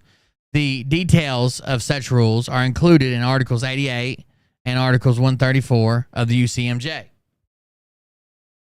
Airmen may attend partisan political rallies and speeches when not in uniform, not on duty, and when solely acting as a spectator. Airmen, including Air Force Reserve and Air National Guard, when in an active status, may not speak before a partisan political event, ride or participate in the partisan political parade, or engage in... This is the same thing as DOD regulations. They just lay them out a little bit different. I'm not going to read them all again.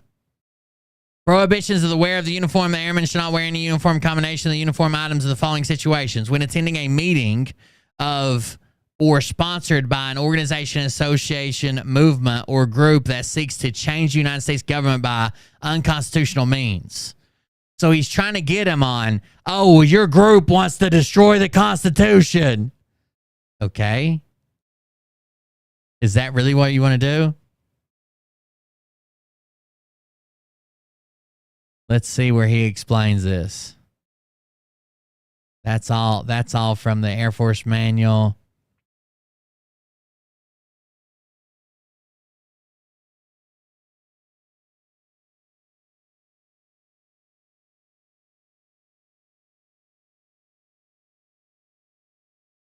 Damn.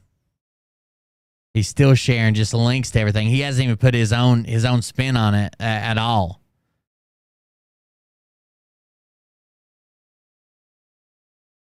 Okay. So he shares all of this. If you wouldn't say it to your grandma, this is from the social media handbook. If you wouldn't say it to your grandma, don't post it, don't say it, post anything that could be perceived as defamatory, libelous, obscene, abusive, threatening, racially or ethnically hateful, otherwise offensive, or illegal. Saying you're wrong is not libel or slanderous. Guard your personal information. Do not provide sensitive family-related information within your profile. Keep your plans, schedules, and location information to yourself. So here's Derek. Oops, guess you shouldn't speak on behalf of the Air Force, active duty, and be in clear, visible videos in Air Force uniform on TikTok, and with a bio saying active duty, speaking on behalf of the United States Air Force, then attaching yourself with a website full of defamation, libel, and slander, also with numerous text message and Facebook comments and posts seeking to prefabricate a text message with me and a female, along with receiving a cease and desist from my official trademark, then going to the USPTO.gov and attempting to steal the 1776, registering it as a 1B intent to use and sell products in which you and your cronies posted a 1776 t-shirt that mimics mine, in which all of your full names and home addresses are forever public on the federal government site. And shall I add that one of the 6 listed with you has a handful of emails and correspondence with my attorney stating in writing I have no affiliation with anyone or any page called 1776 Nation, which is a bald-faced lie as their name matches. That's not in the manual. None of that's in the manual. What the fuck are you talking about? Videos can go viral quickly. Make sure they don't give away sensitive information when using social media and avoid mentioning specifics. Last I checked, TikTok has been banned by the government for usage. Nope. Such as your full name, home address, don't, blah, blah, blah. If you do want to provide your political opinion, do so, blah, blah, blah. This is a federal law. He keeps mixing it with the statements, but none of these statements, it doesn't say anything about registering for a trademark or sending private messages to people saying you're a scammer. The fuck is wrong with this guy? He's literally, I'm scrolling through like pages and not only is this person a moron and ignorant, he's a traitor by definition. Oh, wait. So this is Derek talking again. This moron claiming active duty is misleading all Americans following his page and my 1776 Nation. He and his cronies are trying to steal, claiming I'm inciting violence and I'm a threat to the Constitution he doesn't know anything about. This is the same clown who thinks Joe Biden supports the Space Force because he signed the National Defense Authorization, which is an annual defense budget and expenditures for the Department of Defense, and it is bipartisan and bicameral. In this case, it's continuity of government and one of the national essential functions under the military occupancy. Not only is this person a moron and ignorant, he's a traitor by the definition. This is the type of person who is an actual danger and the kind destroying our nation. This is the type of person who is a wolf in sheep's clothing, claiming active duty is the rattler, and this snake will lure many people right on over due to the abuse of his uniform and position. Are you this dumb that you think a rattlesnake has a rattle to lure people in? A rattlesnake has a rattle. A rattlesnake has a rattle to warn people. He's in multiple and clear violations and treason via the Declaration of Independence, the Constitution, the oath in its language he's supposed to be uploading, 10 U.S.C. 502, the Department of Defense regulations and policies, the Air Force regulation and policies, Nellis Air Force Base policies and guidelines, his own base, 10 U.S.C. 10 U.S.C. 802, found in the Uniform Code of Military Justice, 10 U.S.C. Chapter 47, which outlines all armed force members are punishable via the UCMJ.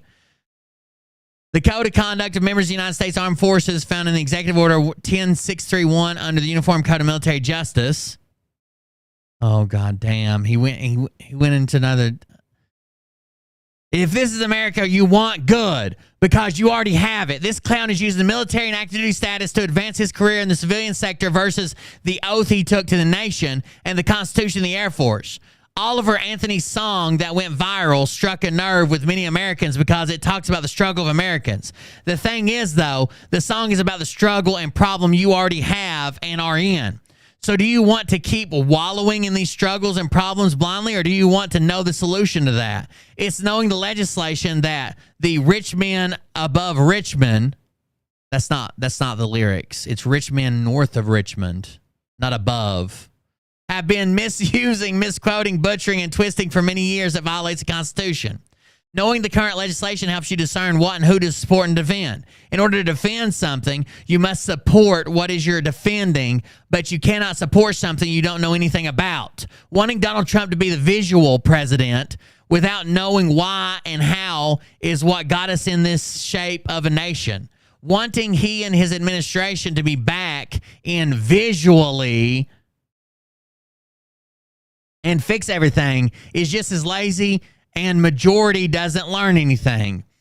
How do you know that they're fixing it if you don't know what needs to be fixed? Say they fix what you think needs fixing. How is America going to prosper and move forward with what's fixed if Americans do not prioritize educating themselves on legislation that was fixed? If Americans do not prioritize knowledge, knowing the basics of our foundation and legislation, we will be right back in the same position very quickly, and you won't know and be able to call clowns like this out and the organizations who keep squelching your God-given constitution and constitutional rights. The best part about it, your current legislation is free and public, which is what I've been showing you. The people that supports the Constitution outlines the operation Donald John Trump, bipartisan Congress, and the military are using. This is that's what TikTok deleted. 30,000 followers gone. While clowns like this traitor misleads many innocent Americans while with his agenda to build his career outside the military while using the Air Force and his position as a crutch and also violating multiple laws and orders and regulations. You can stand up and fight or lay down and take it. I'll be choosing option A. Get tough, America. 100% American flag. That was all one sentence in about 50 fucking posts. Only 1.7% to 1.9% of 2.7 million population fought each year of the 9-year Revolutionary War. But boy, did the other 98.1% and 98.3% benefit from their sacrifices and fight all these years. We are that 1.7 to 1.9% now, and we know what happened the first time. So literally claiming he's calling for a revolutionary war. Jesus Christ. Code of conduct for members. Oh, he's going again. He's zooming in on it. It's been in place since 2013 about the usage of naval vessels for detention of individuals. The laws and orders have always been read straightforward.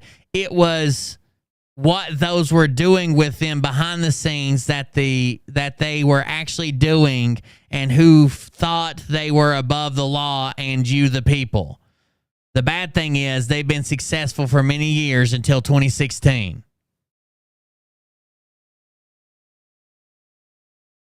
So now he's reposting on TikTok at Rattletrap1776. I'm going to keep making profiles and delivering current legislation to people on behalf. He made a post that said, TikTok blocked and deleted my first and original profile at Derek Johnson Country, so I created this one. Pretty sad I'm showing current bipartisan legislation. I'll keep making profiles.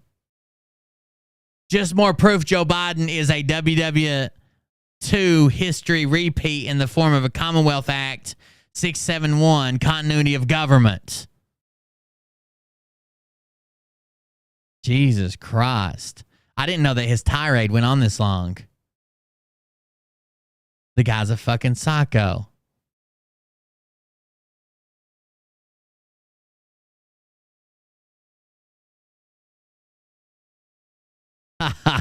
Your post couldn't be sent because this link has been identified by X or our partners as being potentially harmful. Visit our help center to learn more. The link he's trying to show is digitalcommons.law.lsu.edu CGI view content, role of military intelligence and homeland security. And he says Twitter NKAX won't allow Q alert link. X definitely acting like one. X is definitely acting like one. One what?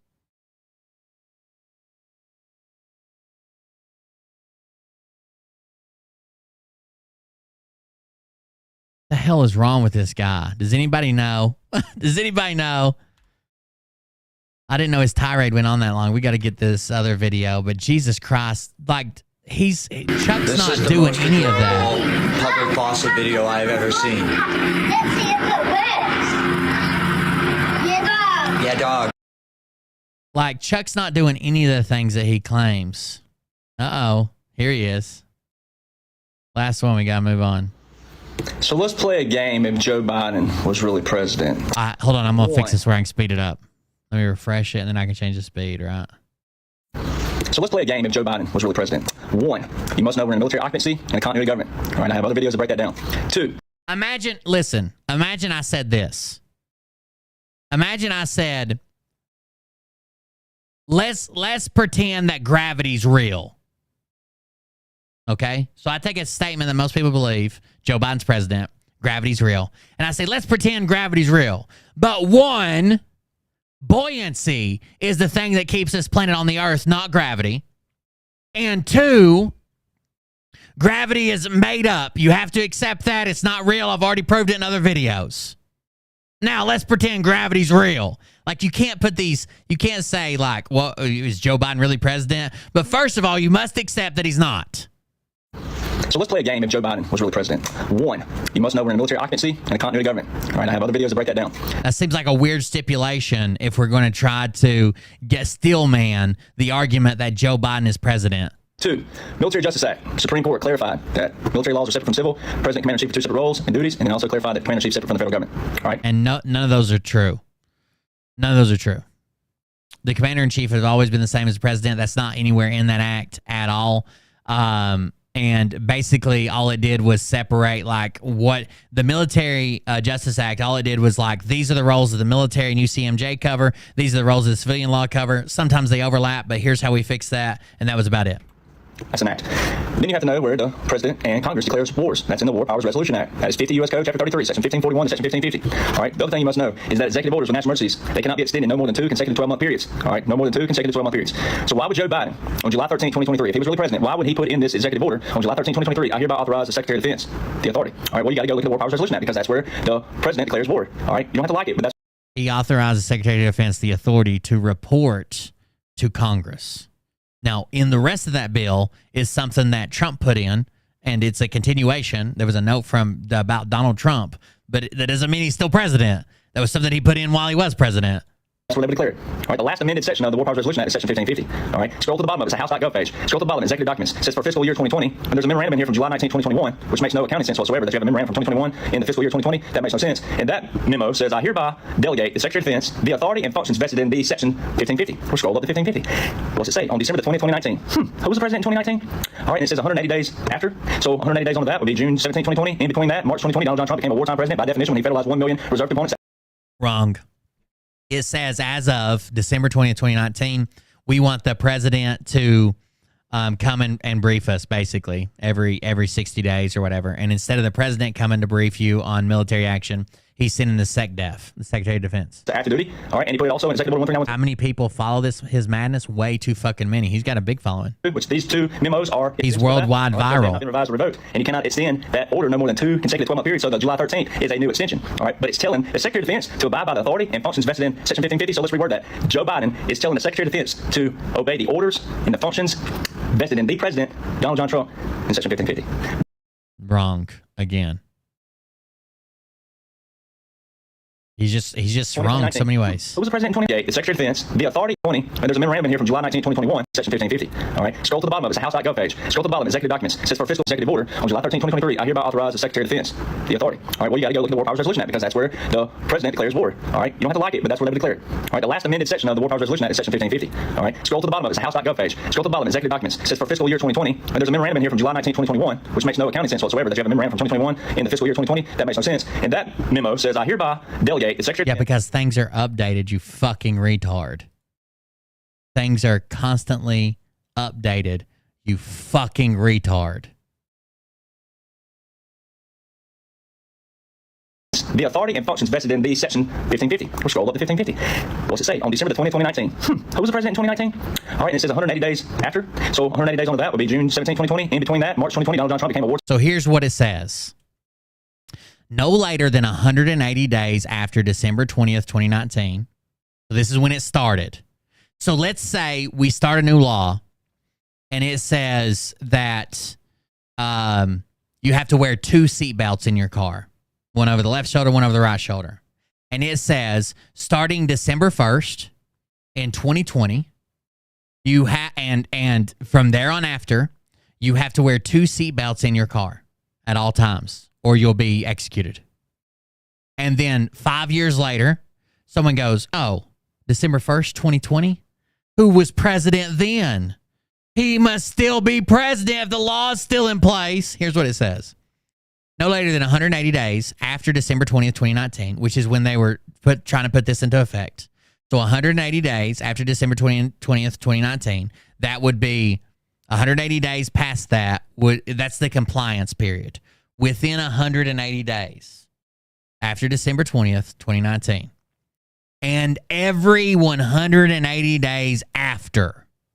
Every 180 days after. By the way, the only way to have a memorandum change the current law is for it to be past the date of the current law.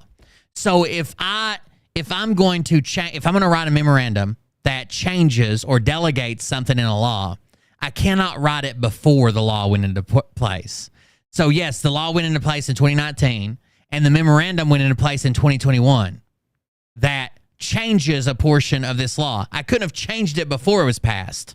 I don't know why that blows his fucking mind.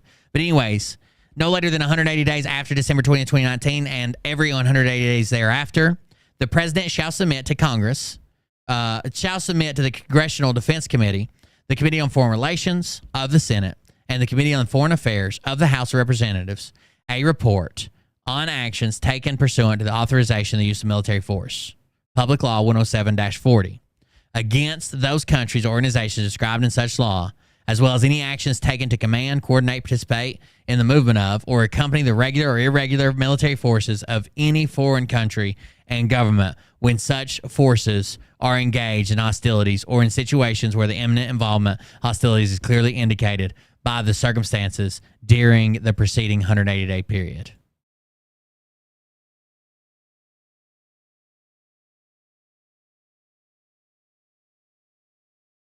Never does it say Trump. Never does it say that this president's always going to be that president, blah, blah, blah, whatever. Never. Never, never, never, never, never.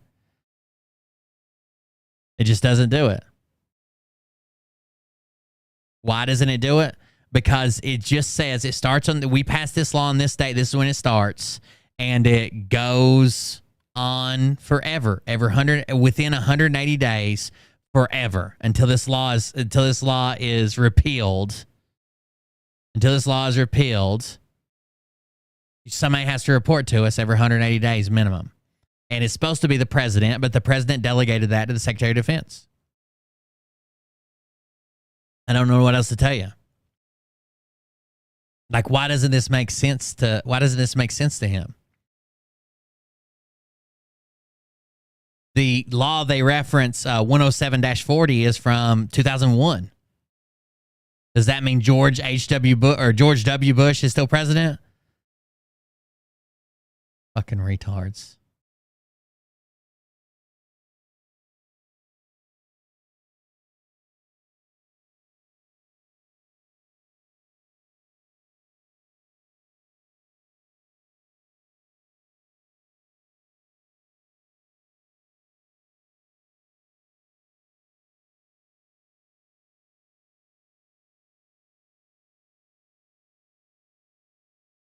Sorry, I'm looking at something right quick. This was enacted as part of the National Defense Authorization Act for fiscal year 2020. So this is the National Defense Authorization Act 2020, which passed on December 20th, 2019. The same date that's there, right? This passed on December 20th, 2019. Or was approved on December 20, 2019, so that's why that date is there. But this is the Defense Authorization Act for 2020, even though it's passed in 2019. Time president, by definition, when he federalized 1 million reserve components to active duty, all right, and he put it also in Executive Order 139. So fucking dumb. Memos are extensions of that, all right, So because they have not been revised or revoked, and you cannot extend that order no more than 2 consecutive 12-month periods. So the July 13th is a new extension, all right. But it's telling the Secretary of Defense to abide by the authority and functions vested in Section 1550. So let's reword that. Joe Biden is telling the Secretary of Defense to obey the orders and the functions vested in the President Donald John Trump. No, Joe Biden is telling the SecDef, hey, there was a law passed before I became president that says that we have to, whoever the president is has to report to Congress every 180 days. I don't want to do it. I wouldn't know how to do it anyways. I'm not the strategic wherever a guy is, how far we marched, how many people we got. I'm more big picture. How about you go and talk to him on my behalf? Now, it passed in 2019, but I'm the president in 2021, and I want you to go do it instead of me. Here's my memorandum. That's it. His only claim that President Trump is still commander-in-chief is because a law that was passed in 2019, Joe Biden is following. So think about a law like what's a good law that's been passed recently? They raised the age to vape. Okay. They raised the age to vape from 18 to 21. That's the new law, right? That's the new law. If you follow that law or tell anybody else to follow that law, well, you must be capitulating that someone else is the commander-in-chief. Someone else is the president. Someone else is in charge. Whoever was president when that law passed, that's who's still president. Got it? In Section 1550. Donald John Trump is your legal commander-in-chief because that's where you declare war. The original order is Section 1550. You don't have to like it, but facts are facts. No one declared war. Jesus Christ. What's crazy is almost immediately after that, right? That's when Donald Trump fucking sent that goddamn drone after Soleimani. Just fucked his shit up. We want to reel in the power of the president to just unilaterally declare war. Oh, by the way, drone strike! Caught you off guard, didn't I? All right, let's go to this other video. I was supposed to be covering tonight anyways. We'll watch some of it. We'll watch what we can.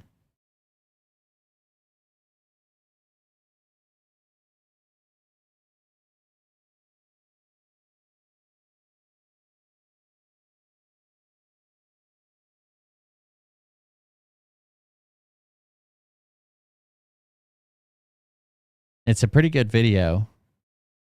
Not to grab it, but here we go.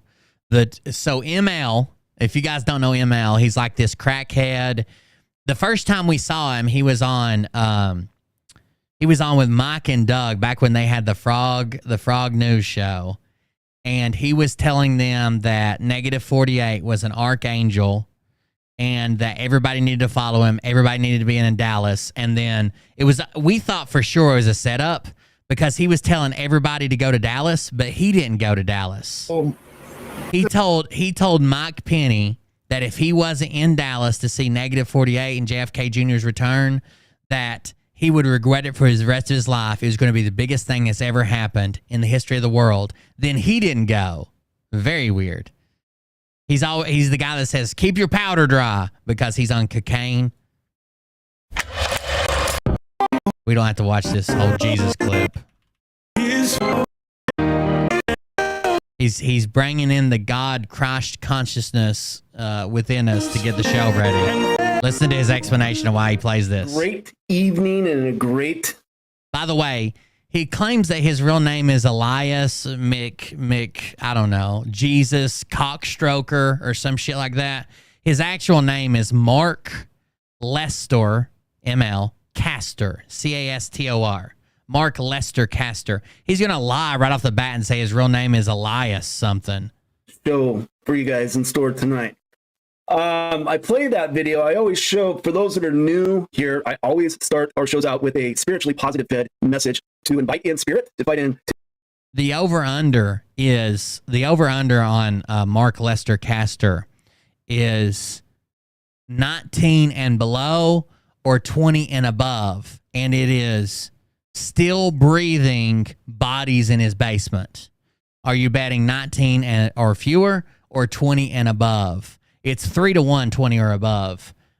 Still breathing bodies locked in his basement. To invite in God's source, to invite in the spirit of the Christ, the Christos that's within all of us, to invite in the angelic who is within all of us as well. For those that don't know me, my name's ML. My actual eternal name is He's inviting the angelic forces to his show. That's why he has to play that Jesus clip at the start. Within all of us, message. I play that video. I always show, for those that are new here, I always start our shows out with a spiritually positive fed message to invite in spirit, to invite in God's source, to invite in the spirit of the Christ, the Christos that's within all of us, to invite in the angelic who is within all of us as well. For those that don't know me, my name's ML. My actual eternal name is Elias Melchizedek. I am a Melchizedek. His eternal spiritual name is Elias Melchizedek. Melchizedek. Did you hear that? His eternal spiritual name is Elias Melchizedek. Who is within all of us as well. For those that don't know me, my name's ML. My actual eternal name is Elias Melchizedek. I am a Melchizedek. Elias Melchizedek. Elias Melchizedek. Who is within all of us as well. For those that don't know me, my name's ML. My actual eternal name is Elias Melchizedek. I am a Melchizedekian. And he's a Melchizedekian. That's his new religion. Melchizedek. I'm a light warrior. I'm here at the end of these days. It's not the end of the days, it's the end of the days. He either said Melchizedek or he said Milk Kaz's dick. Like there was a guy I went to school with, a Casimiro, and he went by Kaz. So he's saying Milk Kaz's dick. That might be it. Elias Milk Kaz's dick. He's a Milk Kaz's dickian. I am a Melchizedekian, who is within all of us as well. For those that don't know me, my name's ML. My actual eternal name is Elias Melchizedek. I am a Melchizedekian. And, you know, I'm a light warrior. I'm here at the end of these days. It's not the end. I forgot we could do this. Let's just do it at one-time speed. It's Melchizedek. Invite in the angelic. Milk Kaz's dick. And all of us as well. For those that don't know me, my name's ML. My actual eternal name is Elias Melchizedek. I am a Melchizedekian. Milk Kaz's dick. You know, I'm a light warrior. I'm here at the end of these days. It's not the end of the days. It's the end of the days of light warrior. The beginning days of eternal golden light, right? And what a perfect opportunity to usher in these golden days of light. I love how they latch on to Jesus in the Bible, but literally nothing they say has to do with Jesus or the Bible. It's not in it. It's not, this is the eternal ruling of light and the end of darkness and I'm a light warrior. None of that's in the Bible. I don't even know if they've read it. Then to have restoration. We're always talking about the restoration plan of America, the restoration plan of our republic, the restoration plan. He used to come on the Frog News Network with this gigantic fucking ox horn or whatever the fuck this is, and he would play it at the start of the show. Of our world, our nation. Yes, right. What you see behind me right there, that is the peacetime flag. Most of you guys don't know, that's the actual flag of the United States for America. The flag that we've all been wearing, that I've worn on uniform myself multiple times, is the wartime flag that we adopted itself. We've always kept the wartime flag as our symbol of peace. Isn't that ironic? That's the actual, real peacetime civil flag. To me, that is much more beautiful, in my humble opinion. Hence, I got some great t-shirts here that we created, Stand in Honor, that is actually promoting the fact. We are the plan. We are the plan. And, you know, 4 weeks ago, I started seeing this gentleman. We are the videos plan. on TikTok popping up on my Telegram channel. And so I started listening to some of his videos because, for full disclosure, those that don't know me, I was heavily involved with the Negative 48, Michael Brian Protzman group, when they all started out there a couple years ago. I was doing shows with Michael Brian Protzman and so forth like that. And I started seeing... And you told people he was the Archangel Michael, and they couldn't fucking... You cannot miss this. You got to be there. You got to go, got to go, got to go, got to go. And then you're like, I don't think I'm going to go. Some irregularities from Michael Brian Protzman himself, a.k.a. Negative... He did not find any irregularities. He was sucking Negative 48's dick. 48. And as I started getting deeper and deeper involved in that group, I started going to Texas to start seeing for myself, is this guy connected to the Kennedys? Are these guys really the group that's going to be ushering in the restoration of the Kennedy legacy, if you will? There were so many promises that were left and not fulfilled by this group over and over and over again, like so many other truthers have done, right? All of us at one point in time in this movement, since Q came on the scene in 2017, all of us have fallen victim to some form or another of truthers out there who really didn't have honor and integrity. So what is this flag behind him? This flag popped up with a lot of popularity back when the Tea Party was a big thing, and I don't know how much you know about Germany, but Germany has two flags. It almost looks like the exact same flag and colors and bars and stuff, but if the government's flying it, it has their seal on it. Okay, like a crest looking thing. And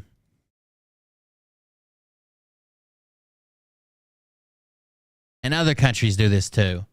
So you'll have a state flag and you'll have a civil flag. Okay, you'll have a state flag and you'll have a civil flag. So this first one right here is the state flag. So if the government's flying it, it'll have this crest on it, okay? if you have it at like your business or your home, or you're holding it up for the Olympics or whatever, it will not have a crest because you're not part of the government. You're not part of the state, right? You'll have the civil flag. This is the state flag. This is the civil flag. They're both German flags. The flag of Germany, okay? State, if the government's doing it. Civil, if anybody else is doing it. The private people, right? Public. The flag behind ML popped up a lot back during the heyday of the Tea Party movement as our traditional flag you think of as the state flag, the government flag. It represents the government and them flying the flag. And then the Tea Party's like, oh, well, this is the real civil flag. This is the real civil flag right here. So we fly the civil flag because we're not part of the official state. We're not part of the government. That's basically it. It's not a peacetime flag. It's not our actual real flag. It's none of that. It is based off the flag for the Sons of Liberty, which was a group that their motives was basically to kick off the American Revolution. If you've never read about the Sons of Liberty, it's actually really cool. But it's based off the Sons of Liberty flag. Which was a private group of public group, not a state group. And the Sons of Liberty flag is what it's based off of. Integrity. And I'm all about honor and integrity. That's why I stand in honor. Those that are closest to me in my inner circle can tell you that I not only talk it, I walk it every single day. And so 4 weeks ago when I started seeing this gentleman's videos on TikTok, it really started clicking with me because as I started doing my own research, he was starting to feel whole. So here's your first red flag. He found JFK Jr. on TikTok.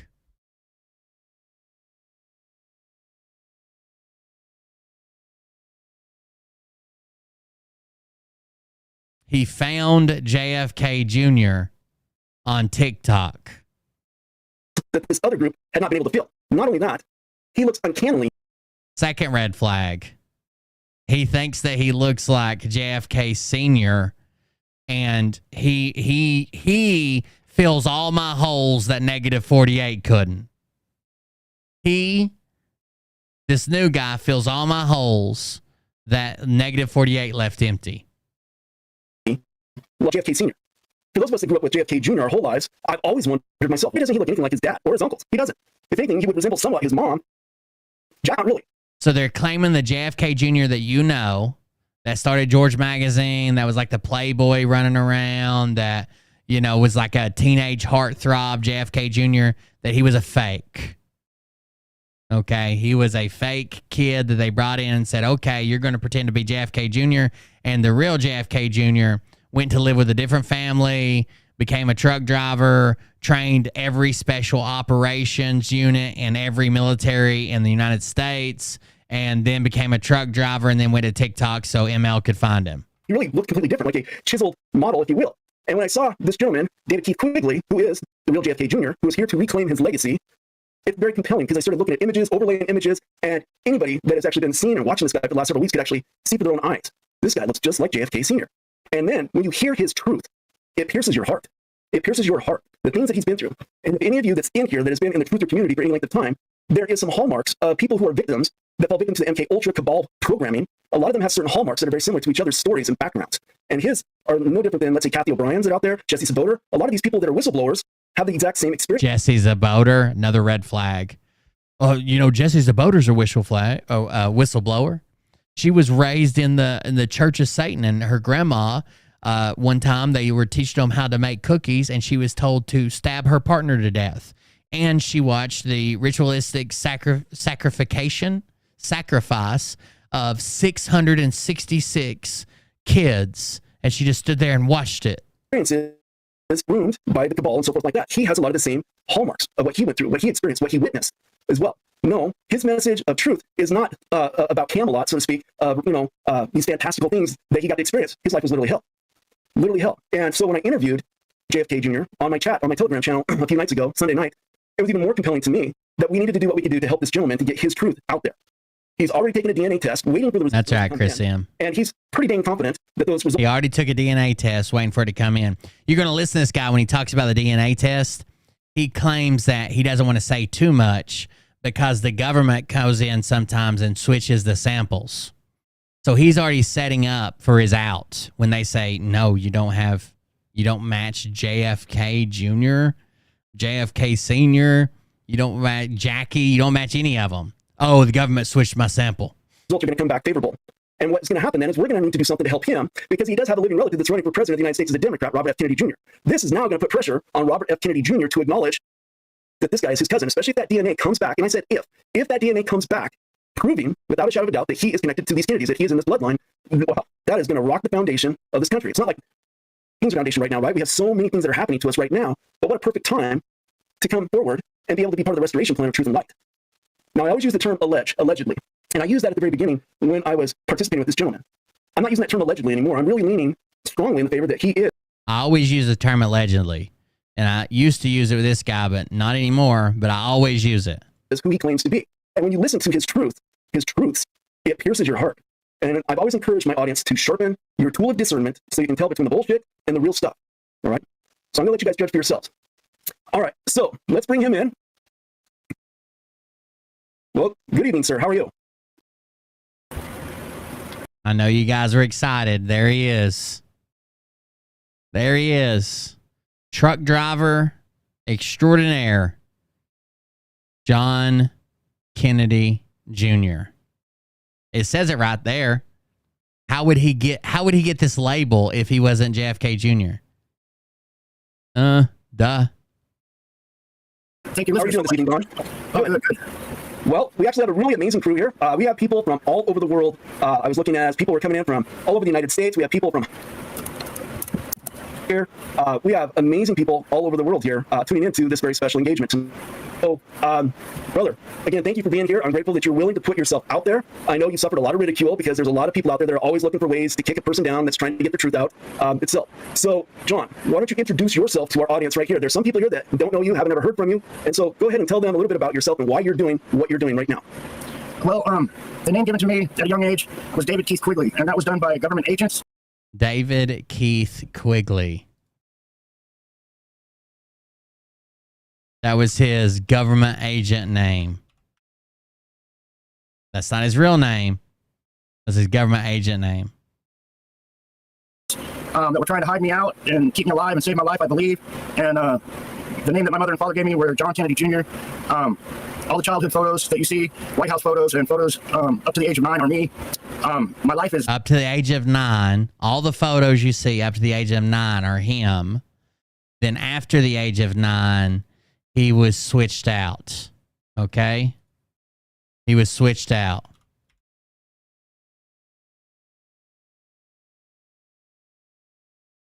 Very confusing after that because I was always going from place to place. People were trying to hide me out. People were trying to kill me. And yeah, a crazy childhood. One I wouldn't want to live again. But yeah, that's kind of it in a nutshell. Crazy, just one crazy heck of a life. So you've been at this for 5 years. You started this restoration of the legacy about 5 years and things on Facebook, and they would shut you down. And you tried other social media platforms, and same thing would happen. But now it seems to me, brother, that your message, your truth is taking hold. It's starting to resonate in the hearts and minds of our patriots out there. So what would you like to say to the patriots out there who are actually supporting you now and sharing your message and getting your out there? What would you like to say for them and to them? God bless them with all my heart and soul. I can't thank them enough because my journey has been a hard one, and I've been doing everything I possibly can, and I'm starting to see the love and the kindness come through.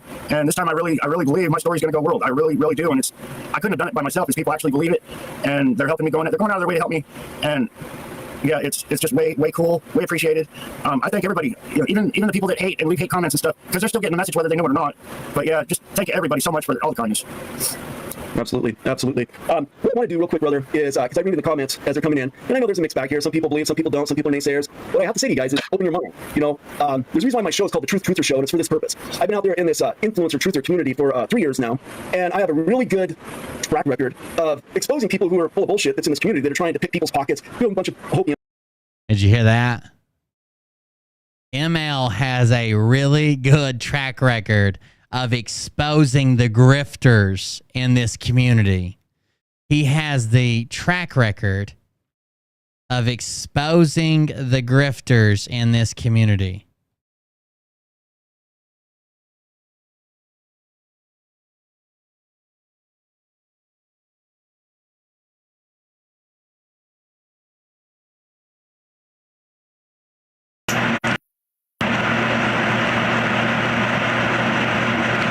They've done a number on me, people.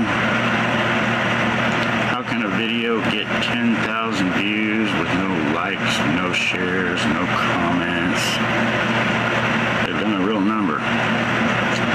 They have blocked the story of murder.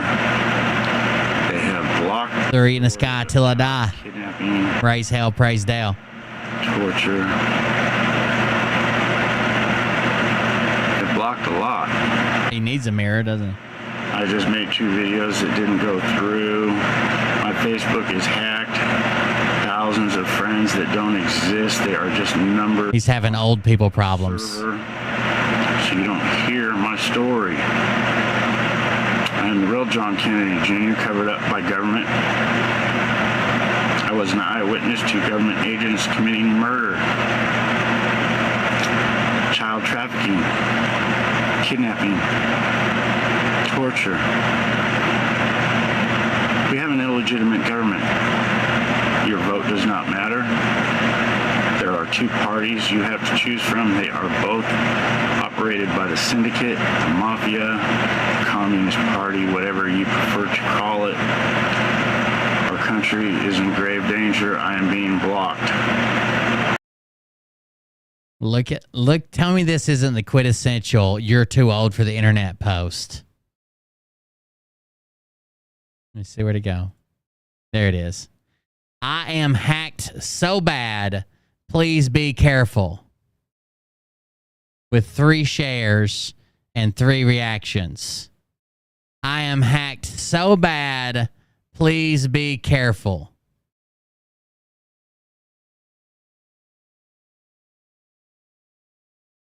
Here's a letter written to our government, covered up, murder, child trafficking, identity theft. I am the real JFK Jr. Our FBI said I am a terrorist to hide the government, murder, crime ring, vote John Kennedy Jr. He apparently claimed he was running for president in 2020. I don't remember how much of the vote he got. Probably 30 or 40% at least. Donald Trump or the Teflon Don both used to use the Russian mafia. I'm the real John Kennedy Jr. Must not fall. I'm the real John Kennedy Jr. sharing my story of child trafficking, murder, government identity theft is taking over the United States. Government, yes, politicians have been murdered and replaced with identity theft.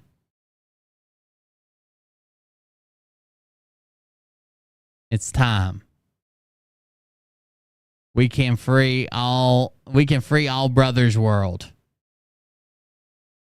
This guy's a fucking... There's that Dale Earnhardt shirt. Hell yeah. This guy's wild. Yes, people, a Russian invasion. This is in 2020. It's hot here, people, in Bullhead City. It's supposed to be up in the 120s all week. It's 8 o'clock at night. After 8 o'clock at night, I just look, still like 112 degrees. It's too hot for me. That's why I'm not wearing a suit or getting dressed up. I'm just going relaxed. People, the United States of America, the United States government has been overthrown with identity theft. They are killing and they are stealing property. I share this story every which way I can, but I'm going to explain it a little bit. And a lot of you people don't know what JFK or any of that is, so I'm going to explain it. My father, JFK, was the President of the United States. He was assassinated. What the government did not tell you is the murders didn't stop. They kept killing my loved ones, replacing my loved ones, replacing people in government, replacing their children. I was hid out on an island. Well, I'm not going to go there yet. Okay, don't go there yet. Jackie Kennedy, after my father was executed by government agents, my mother. They fixed my mother up with Aristotle Onassis because the Secret Service runs everything. So they fixed my mother up with Aristotle Onassis, a Greek billionaire. Aristotle Onassis ran oil. As a child, I sat with kings, queens, Saudis. I sat with Saudis while they talked oil. If you looked out into the ocean and you saw an oil tanker, that was my father, Aristotle Onassis, the Greek billionaire. My sister, my stepsister,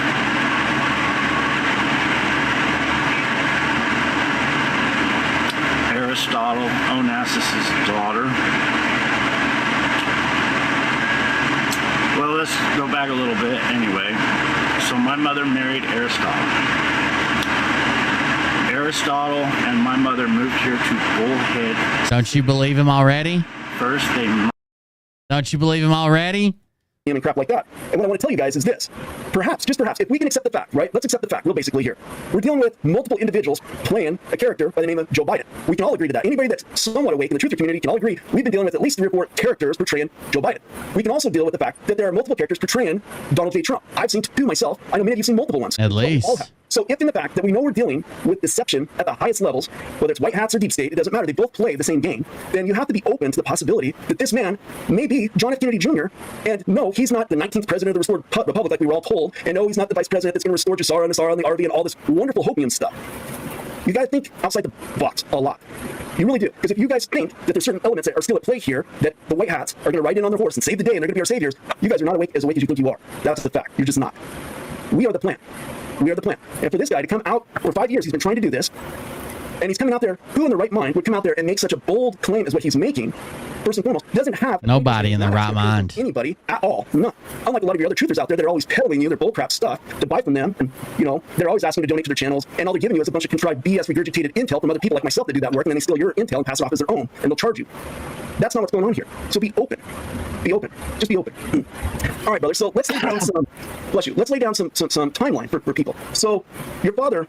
In 2010, he was sharing a lot of Lady Gaga and Beyonce music videos. Seems weird, but okay.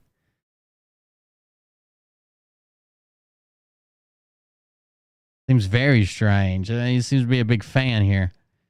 Was assassinated at the age of 3. So from the age of 3 to 9, because that's when things really started changing for you, is at the age of 9. So from the age of 3 of 9, can you kind of give us an idea what your life was like during that time period from age 3 till 9?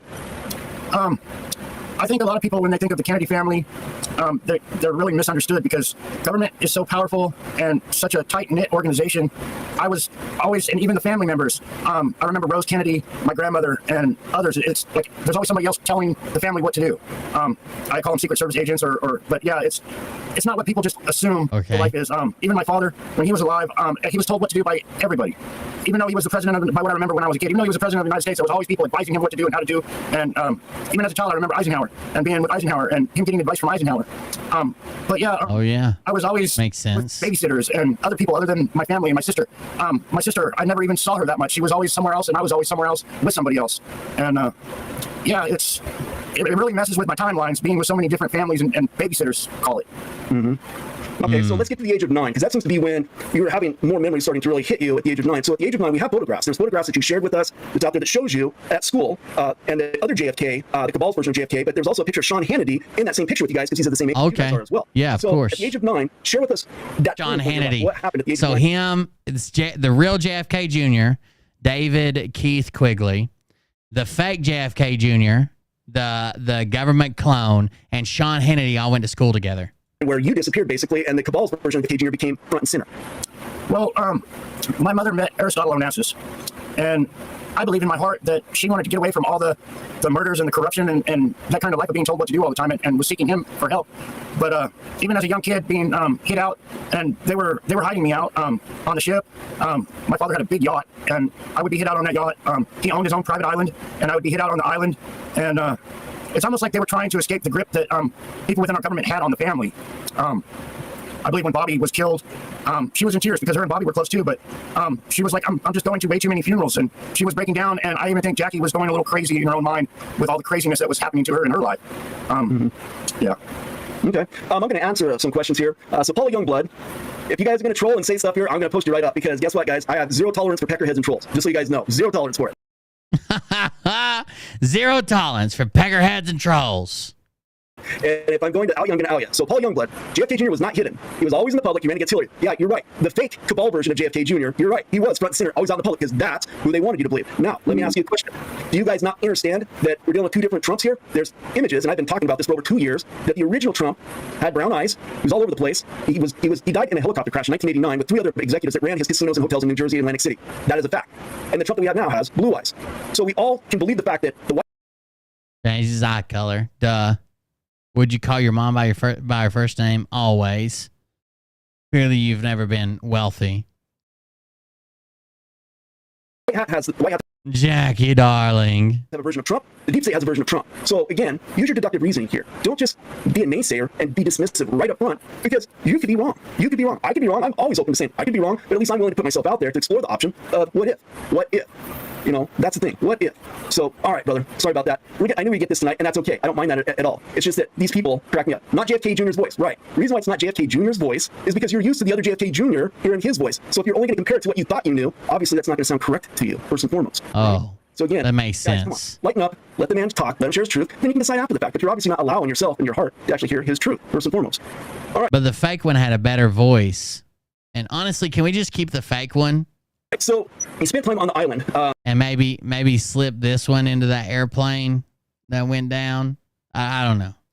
Announce this was your father. You called him father because he was your stepfather. He raised you from the age of 9 till what? Well, let me ask you this, because I know this is a tough thing. So you saw him being neutralized, I'm going to use that word neutralized, by the deep state itself. At what age did you see that take place at? Well, I only knew him a few years. And yeah, I considered him my father. I called him dad. Right. But he was actually killed in 1974, and his son was killed right in front of me in 73. And that drove the man crazy there. His son being murdered. Are we going backwards in time for some reason? His own words to me in the hospital was, how do you put that? If we let him know that he was murdered, it would make the entire family look weak. And if we look weak, they would come after us, basically like crazy. It's hard to remember the exact words from so long ago, but that was if the world knew that his son was actually murdered, it would be hell on earth just trying to protect the family. So, all right, here's some interesting things. So I'm a researcher. I've been an avid researcher for a long time.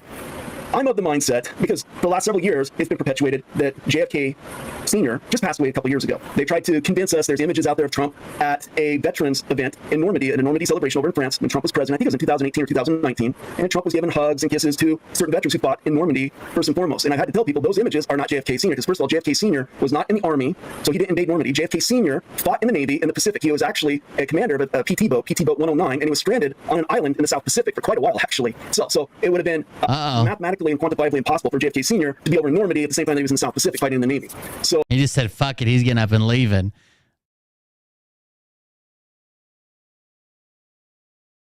again, there's too much evidence that shows that JFK Sr. fought in the Navy in the Pacific. JFK Sr. a veterans event in Normandy, at a Normandy celebration over in France. They tried to convince us, there's images out there of Trump at a veterans event in Normandy, at a Normandy celebration over in France when Trump was president. I think it was in 2018 or 2019. And Trump was giving hugs and kisses to certain veterans who fought in Normandy, first and foremost. And I had to tell people, those images are not JFK Sr. Because first of all, JFK Sr. was not in the Army, so he didn't invade Normandy. JFK Sr. fought in the Navy in the Pacific. He was actually a commander of a PT boat 109, and he was stranded on an island in the South Pacific for quite a while, actually. So it would have been mathematically and quantifiably impossible for JFK Sr. to be over in Normandy at the same time that he was in the South Pacific fighting in the Navy. So there's too much evidence that shows that JFK Sr. that we all thought, there you go, thank you, JFK, PT boat 109. It's an amazing story. It's an amazing story what he did. But where I was going to go with this, brother, go over to PPN, Carol Crawford. Go ahead. Go to PPN and go listen to Mike Penny and his bullshit stuff. Go ahead. What? What just happened? Go ahead. Go ahead. Go on over there. Listen to his bullshit. You were best friends with him for like 2 years. You even had him leave fucking Doug to hang out with you, quit his show to come be your friend until you guys had a falling out. Go buy some of his more products and more than Carol Crawford. Go ahead. What amazing story. It's an amazing story what he did. But where I was going to go with this, brother, go over to PPN, Carol Crawford. Go ahead. Go to PPN and go listen to Mike Penny and his bullshit stuff. Go ahead. Go buy some of his more products and more of his timelines. It doesn't ever come true. Go ahead. As a matter of fact, you know what? We can ban her and kick her off of here. Thank you. So, anyways, like I said, I have zero tolerance for people that are trolls and haters. I'm very open-minded to people. People can be, have dissenting ideas. A troll and a hater, I can't stand those people at all. So, are you open to the possibility that the whole assassination, as we were told it, of your father, didn't exactly go down that way? Because there has been proof, brother, that shows that JFK Sr., that the Zapruder film, because everything is based off of the Zapruder film itself, the Warren Commission and everything, right? But there's tons of new imagery that's come out that shows that that was a false flag event that was staged to make it look like an assassination took place, when in fact it didn't take place itself. Are you open to the possibility that perhaps that event didn't go down the way, because you were only 3 years old, so you wouldn't have known any better if there was a staged event taking place or not? Are you open to that fact that that's quite possible that could have happened? I am open to anything until I really review it in my own mind and seek truth. But I've always believed, and not even but in my older life, that identity theft has been going on for a long, long time. And they knew if they killed my father, and it wasn't on video and all the shots that they got of it, I still see my father being assassinated over and over again to this very day. I don't know how many thousand times over the years I've actually seen it, but they wanted it on tape for the whole world to see, so they could not bring him back like Biden has 2 or 3 and Donald Trump has 2 or 3, and that was done just so there would not be a comeback. Yep.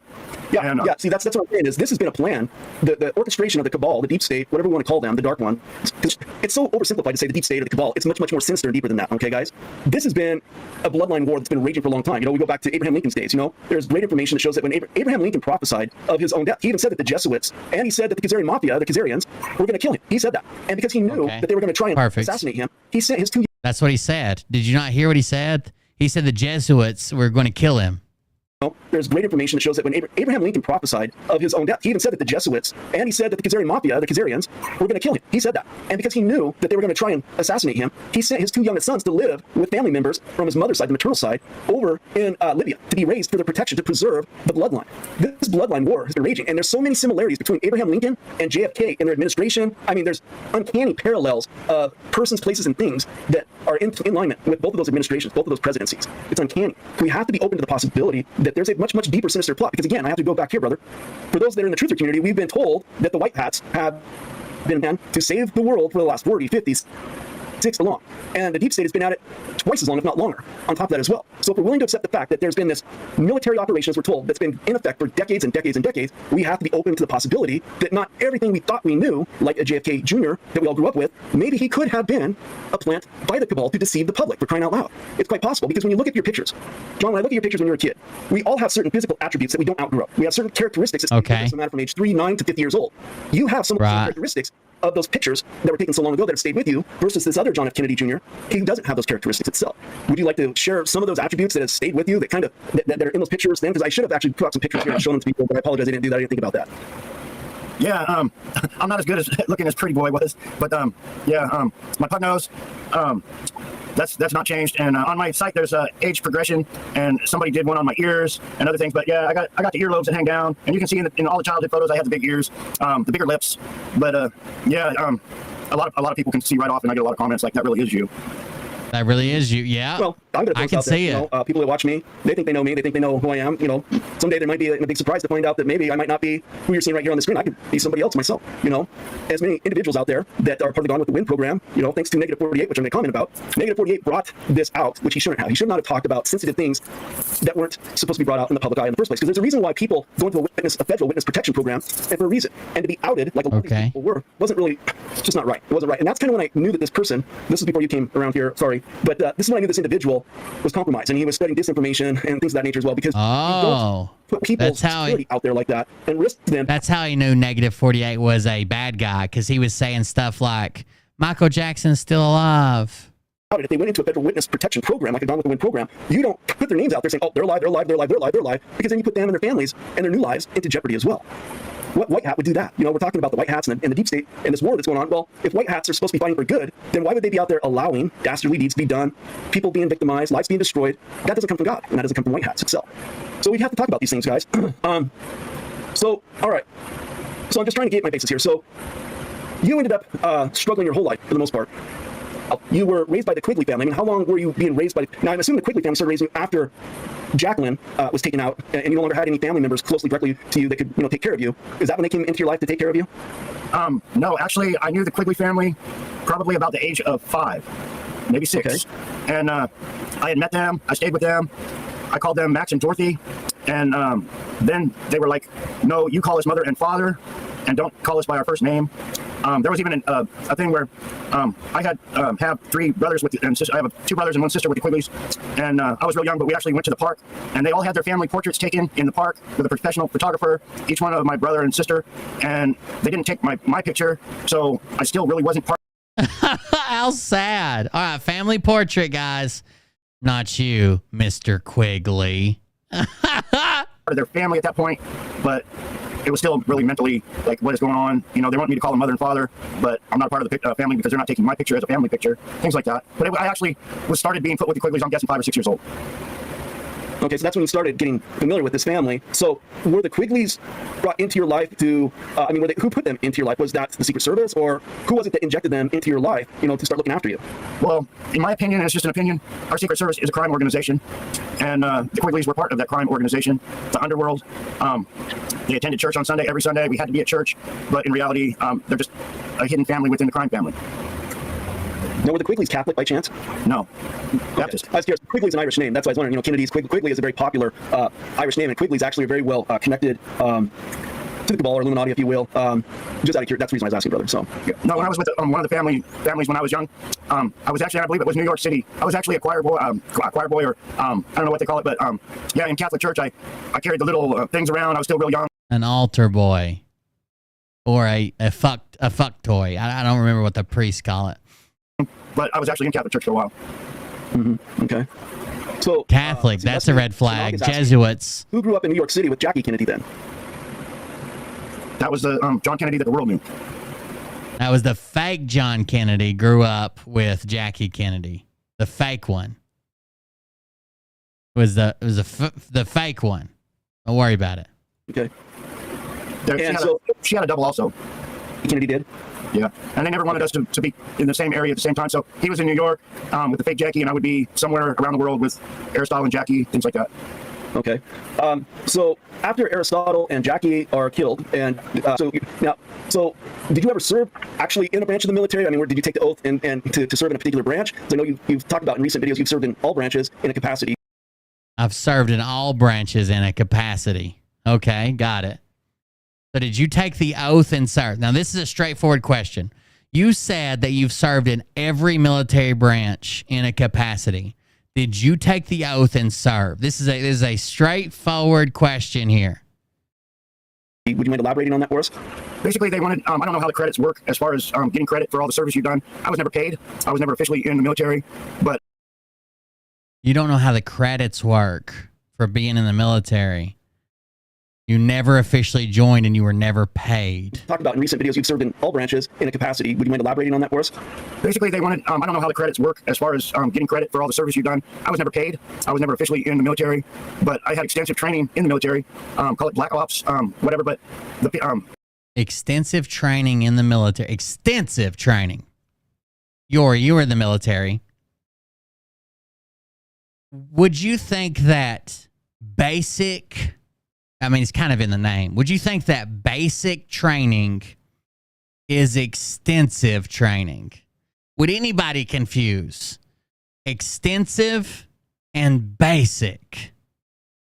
Like if you had already done like algebra 101 and 102 and algebraic expressions and remedial algebra, would you then go to like middle school algebra class and be like, this is an extensive class? People, government agents were actually bringing me around from place to place. I call this man Wayne to this day. He would bring me to one branch of military where I would do a few weeks in basic training, and then I would go to He would go to one military branch, the Army, and he would do a couple weeks of basic training. Then he would go to the Navy and do a couple weeks of basic training. Then he would go to the Coast Guard and do a couple weeks of basic training. Then he'd go to the Marine Corps and do a couple weeks of basic. Then he'd go to the Air Force, a couple weeks of basic training. So 2 weeks of basic training in each branch. And he calls that extensive Black Ops training. Serve in a particular branch? So I know you've talked about in recent videos you've served in all branches in a capacity. Would you mind elaborating on that for us? Basically, they wanted, I don't know how the credits work as far as getting credit for all the service you've done. I was never paid. I was never officially in the military, but I had extensive training in the military. Call it Black Ops, whatever, but the people, government agents were actually bringing me around from place to place. I call this man Wayne to this day. he would bring me to one branch of military where I would do a few weeks in basic training, and then I would go to another branch. And I think it was just all to get me familiar with all aspects of the military, from the Navy, and basically with Black Ops, you don't have an identity. You're not allowed to have an identity. You're not allowed to have any personal. You're not allowed to call people by their real names. And that even goes back to when I was being protected with the Hells Angels. You don't use names. You don't call somebody by their name. It's brother and sister.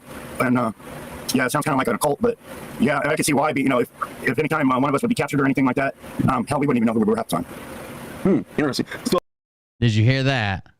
Listen, how his Black Ops training went.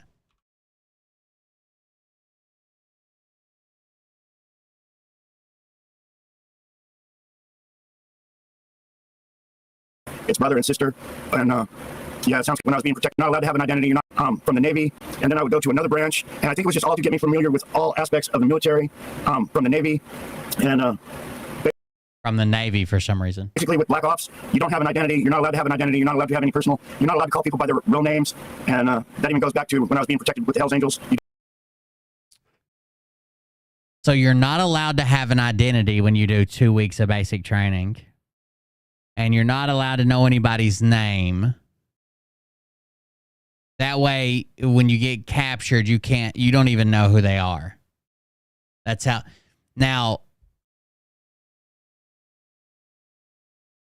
I've saved this for a little bit. Okay, I've saved this for a little bit.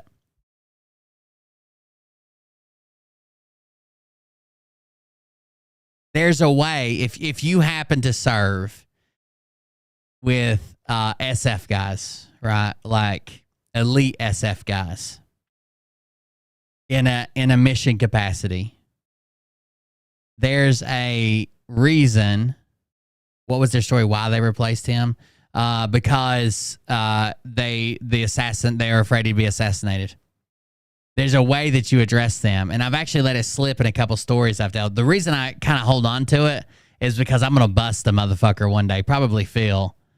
But there's a way that you address. It's not that you don't know their name. It's not that they're not allowed to have an identity, but there is a way that you address them. I'm gonna bust a motherfucker with it one day.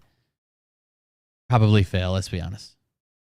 Stiff Richard says, where's Jeff B? Basic training, and then I would go to another branch, and I think it was just all to get me familiar with all aspects of the military, from the Navy, and basically with Black Ops, you don't have an identity. You're not allowed to have an identity. You're not allowed to have any personal. You're not allowed to call people by their real names, and that even goes back to when I was being protected with the Hells Angels. You don't use names. You don't call somebody by their name. It's brother and sister, and yeah, it sounds kind of like a brother and sister. All you say is brother and sister. Brother, I need some ammo. Sister, fire in that direction. Just like the Hells Angels. What were you called during basic training? Just always, I was always an athlete, so I was always called just by my last name. I was just always called by my last name. I was actually, I was platoon guide, and I received the Drapier Armor Leadership Award in basic training. A cult, but or OSA. Yeah, I can see why. But you know, if any time one of us would be captured or anything like that, hell, we wouldn't even know who we were half the time. Interesting. So you were connected to the Hells Angels. I mean, in what capacity were you connected with them? I mean, were they watching over you to protect you? Yeah, they were actually protecting me. Jackie was actually paying them a lot of money to protect me, and some of the ones that were actually protecting me have passed away now. So Jackie was paying the Hells Angels to protect her real son. But they're famous within the Hells Angels, and this was in the 70s. Okay. Was your mother, Jackie, was she very nurturing, loving? The old Jackie was. But like I say, I was after everything that went on with all the murders of all her loved ones, and they did a number on her. They really did. I can only imagine what that would be like to have your husband, whether he was assassinated or not, just to go through that in and of itself. You know, when you start serving in that capacity, whether you're the president, the president's wife, you start serving in a capacity where you have exposure to certain levels of intel that you've never had, or world that you never had before as well. I can only imagine that would be devastating because, you know, she loses JFK, then she loses Onassis as well. That would be pretty decimating, probably anybody, as a matter of fact. Would you mind explaining, so you had interactions with the JFK Jr., the public JFK Jr. that took your place over the years. Would you care to share some of those interactions that you had with him? Okay. Yeah. So he for some reason, it seems like the one rule, if you had like a double, like if they were trying to hide you and they even like apparently kidnapped a child. I don't know whose parents would let their child be put in place of you if you were an assassination target. But apparently they kidnap a child. The one rule would be like, don't be in the same place at the same time. But he's like, yeah, we used to hang out all the time. We used to, we all went to school together with Sean Hannity. And, he punched me in the nose one time. Basically, like I said, we're all under control. But even when he showed up in school, I called him John, and that pissed him off, so he punched me in the nose, and this was in class. He did not like to be called John because he knew that meant he was a double and not the real thing. I met him a few times after that. Was that his name? Was that the name he went by when he was a classmate too? Yes, John. Everyone called him John, and he didn't like it. Like I said, I called him John, and he just punched me in the nose. And we were pretty young then. The school we went to was run, and I look back at all, it was controlled by the same organization. And I met him a few times over the years. It even got to the point where they lied to me and told me he was my brother that I didn't even know I had. And my mind was so mixed up. I do know. Even as a child, I just believed I had a brother. I do know there is a guy who was apparently like young, and his family was wealthy. And when he was young and a child, he didn't realize how big a deal this was till he got older. But when he was young and a child, his family belonged to one of the same country clubs as the Kennedys. And he was friends with John F. Kennedy Jr. as a child, like basically for just like a few years when they were really young, and then they, moved away or parted ways or something. And he has a story that's been confirmed by multiple people, but like while their parents were playing tennis together, like his parents were friends with the Kennedys, they would run into the woods and try to hide from the Secret Service, and the Secret Service would be around chasing them back and forth trying to find them. That was named John. That was kind of a prick. Okay, interesting. Okay. And so when you became an adult, let's say from age 18 to present day, can you give us a timeline of what you've done with your life from like age 18 till now, what you worked, where you lived, and things that you were married and you had a son and stuff like that? Can you kind of give us a timeline? All right, let's go to now. You're 18. What'd you do? Well, when I was 15, my whole family was gone as far as I knew.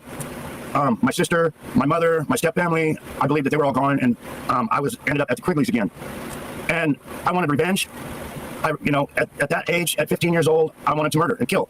And I wanted revenge for all my family had all been murdered by these people. Sounds good. And I was told that I couldn't get revenge. I would be killed. I'm with the Quigleys now, and there's nothing I can do. You can't do anything because you will be killed. And the Quigleys took me in. It was kind of like a little ranch setting. We had pigs and chickens and cows, and I even had a pony. And then we moved up to the mountains, the foothills of Corsicana, California. And I started a school up there. I didn't go as much to school. I always played hooky, and Dorothy Quigley really never pushed the issue. If I told her I'm not going to school today, I didn't. I got into motorcycles a lot at a young age and was always working on motorcycles, riding around. And I did odd jobs, anything I could instead of going to school. I was getting paid like $2 an hour to work on old rusty Model A's and T's and old cars like that. Anything I could make $1, construction business, digging ditches and whatever I could possibly do to make a few dollars to survive and get by, even though I was still a young kid. I'd rather go work and make $1 than go to school. And it's almost like it was a controlled community. The community we lived at, there was famous people from Hollywood. I even worked for Richard Kiel doing odd jobs. Richard Kiel is the man in all the James Bond movies with the metal teeth, the great big giant. I worked for him at his house for a while.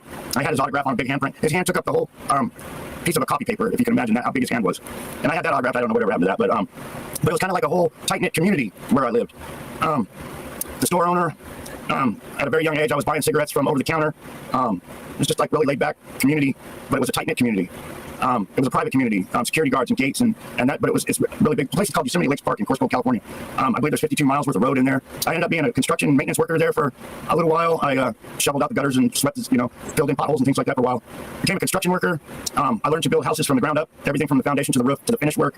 I learned everything about the construction business. I was never paid much at all, but I learned it. And then I got married and we moved to LA, and I got a job. Place called Lear Sigler, made military. So you basically lived your whole life, and you have no proof that you're JFK Jr. You just did normal people a whole life. After I worked there, they put me in a top secret room, and I could shut the doors where it said "Do not enter," and nobody could bother me while I was in there. But that didn't last very long because we were staying at her grandmother and father's house, and I was getting accused of being a thief and all kinds of crazy stuff. And it was a good job. I wish I could have had it to this very day, but I had to quit because I would be homeless if I didn't. Just on and on of things that people did to keep me basically in poverty. So the whole world was out to keep him in poverty. Got it. What is your hope in coming out? Because as I've said, you're not out there asking for money from people. You're not asking people to support you in what you're doing other than just sharing your message. That's the only thing you're asking people to do is to share your message, which is unusual because in this community, generally people are always out there trying to, pick people's pocket, it seems like one way or the other itself. So maybe that's one reason why it's not helping awaken people from their cognitive dissonance because they're so used to having their pockets picked and it feels more comfortable for them to listen to a soothsayer picking their pocket than somebody coming along saying something and not asking a damn thing from them. So what is it that you're really hoping by coming out that you're wanting to do? What are you hoping will be the end game here for you? Well, I'm not asking for money, but I do plan on getting some money, in the future. Like I've been working. I've wanted to write a book for 20 years. I'm not asking for money, but I do plan on getting some money in the future. What? Well, you look like you're well stocked up on Doritos. And for money, but I do plan on getting some money, in the future. Like I've been working. I wanted to write a book for 20 years, and I was always tortured where I couldn't write a book myself. When I was a truck driver, I would be writing notes. I would be putting things on cassette tape because I really wanted to share my story back then, but I knew it wasn't time. But I couldn't write a book, so I'm trying to do that. And maybe I can make a few bucks in the future on a book.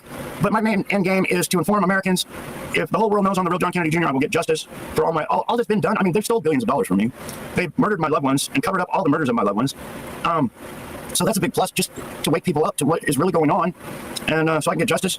Because there's so many people I know of that are running this country, and I personally know a lot of dirt on them, and they shouldn't be in the position they're in running our country. I wouldn't want any of my, if I had children, I wouldn't want them, and I do have a stepson that I've raised, and I love him with all my heart, but if I had children, I would not want any of these people watching my children for an hour, let alone running our country. Okay. Yeah. Got it. Well, the world that we're living in right now, those that are in fear, they'll call it the end days. He shared this picture on his Twitter and said, "I'm the real John Kennedy. I'm getting my family possessions back."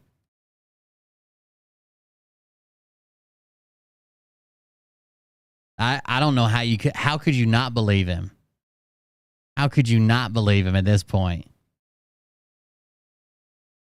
End of times, apocalyptic times, but anybody that's a serious biblical researcher knows that word apocalyptic just means the unveiling of things. It doesn't mean it's the end of time. It doesn't mean it's the end of things. It doesn't mean a bunch of dastardly things are going to be happening to humanity. It's not what apocalypse means, guys. But when you live in fear, it does. That's where your mind goes to here. So I'm just reading some of these people's comments here. So many lies. Yeah, there's lots of lies out there, and wow.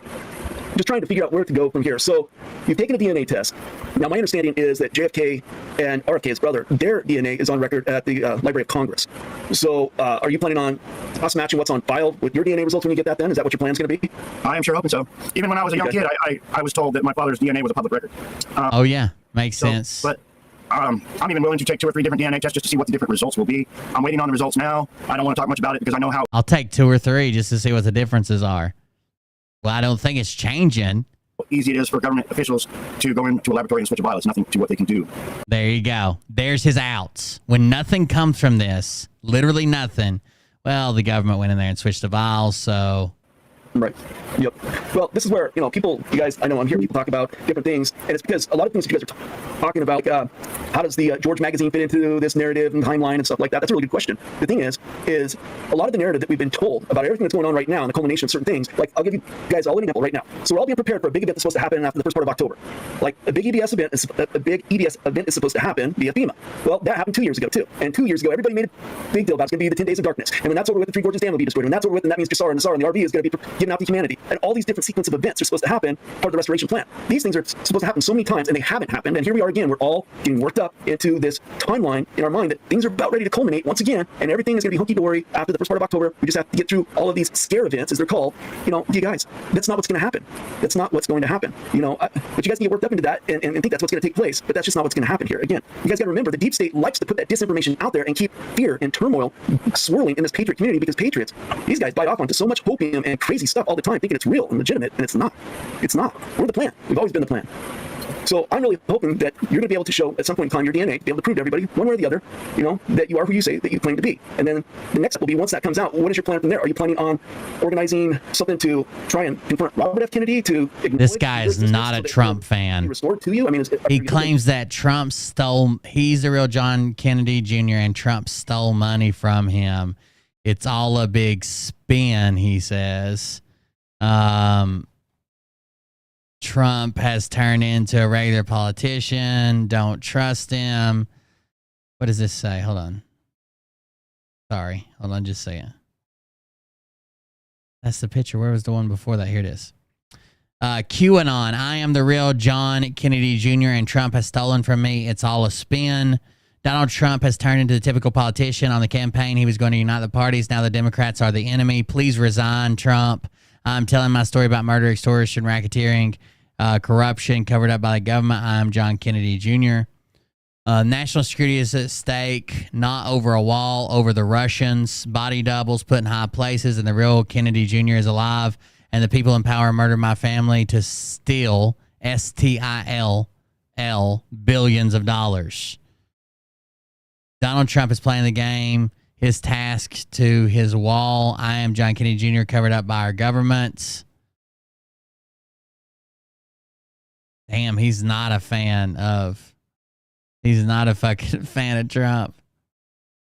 Donald Trump with John Kennedy Jr., my body double. I was replaced so they could steal billions. He keeps spelling the word steal, like to steal money, S-T-I-L-L. S-T-I-L-L. So they could steal billions after my family was murdered. Get the pictures. Get the picture, 2019. I am John Kennedy Jr. exposing my real story.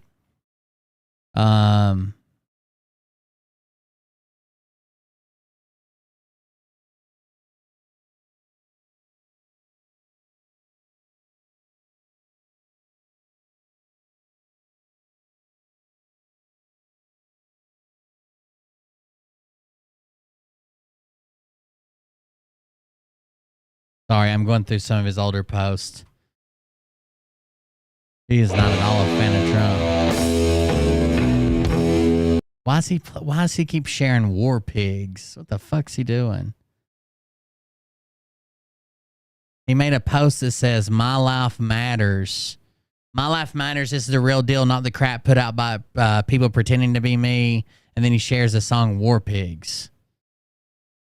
It's a good song, but damn.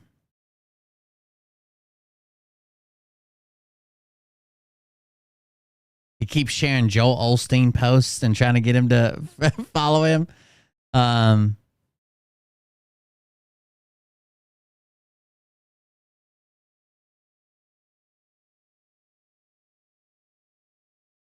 Jesus. I am on one knee. I am on a knee asking for followers to save lives. Please follow me, John Kennedy Jr.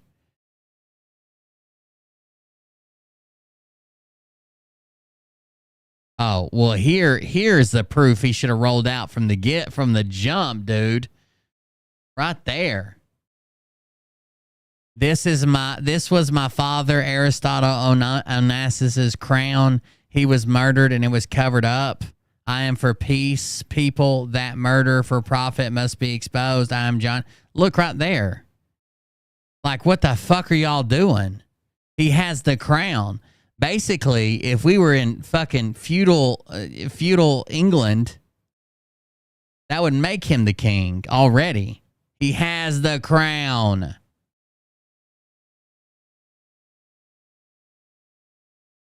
Trump, you are not smarter than any general in the United States of America. You never earned that position. If it wasn't for the Russian mafia, you're a Russian mafia shill.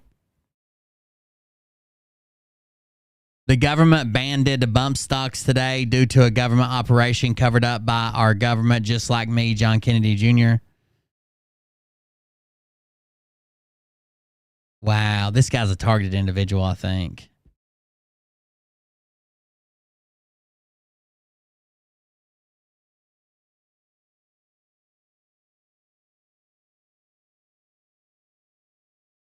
In that terms? Well, I reached out to him many times, and I remember him as a kid, and I just don't know him many times. That you were seeing something to try and confront Robert F. Kennedy to acknowledge your existence so that you're be restored to you? I mean, are you thinking? Yeah, just reach out to Robert. He's still alive, and be like, "Hey, Rob, remember me? I got taken away when I was 9, and they replaced me with a body double." Terms? Well, I reached out to him many times, and I remember him as a kid, and I just don't know if he's actually the real Kennedy or not. We'll find out. Yeah, the Robert Kennedy that's out here right now is not the one that was out there 2 or 3 years ago, guys. Oh, so he might not be the real one. I gotcha. You can put the pictures side by side and you can see the Robert F. Kennedy Jr. that's running for president is not the same guy that was out there during COVID that was online saying, my cousin's alive, giving the signal by pointing to his nose. Sorry, brother, go ahead. Oh, no, that's all right, because, yeah, I was watching that, and when he was touching his nose, I'm pretty certain he was talking about me. Not the other John. Not the one that we're seeing out there, the public one right now, the clone. When he touched his nose, when they said, touch your nose if JFK Jr. is alive, and he touched his nose, he was talking about this guy, the truck driver, John F. Kennedy Jr. Oh, trucking Kennedy. Whatever it is that he is right now, but the other one itself. Yeah. Candy cane. I would imagine the real Robert F. Kennedy would have access to that intel that his cousin is alive, one way or the other. I would imagine he did and would have access to that information. He wouldn't give the signal because he was asked. He just didn't elaborate on it, and it was left up to speculation, and everybody's imaginations ran wild after that, of course. Right.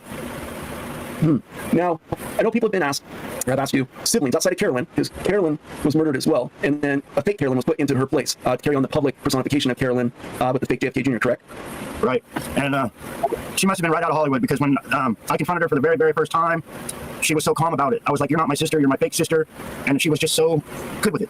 She was already in my sister's shoes and happy with it. And here's a good cryptic post. In the 80s, I went undercover to find my sister.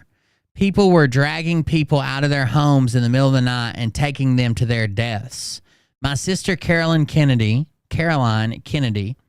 was murdered. I placed her burned bones in an evidence bag. Who is Caroline Kennedy?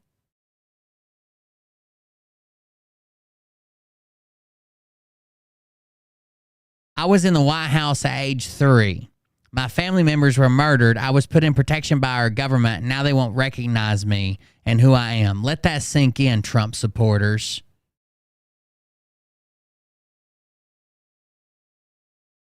This guy's a trip, dude. I'm going to see if he'll come on the show. You guys want to bring him on and just play along? Like, not even confront him, just play along? And that's always really got to me. It's almost like she had been schooled by Hollywood professionals for a long time before she actually stepped into my sister's shoes. Okay. Jim from Florida is asking you, so did the fake John die in the plane, or was that fake? No. Jim from Florida? What are you doing, Jim from Florida?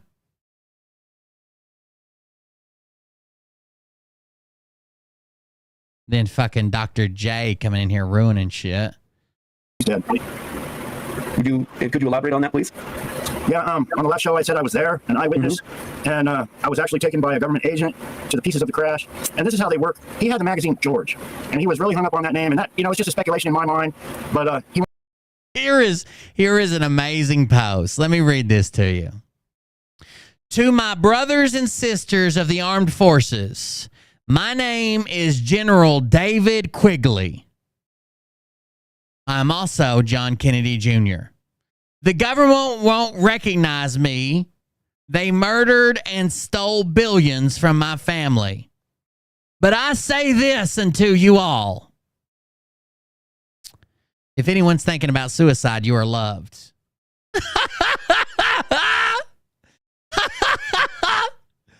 Oh, shit. Jesus, what kind of fucking setup was that?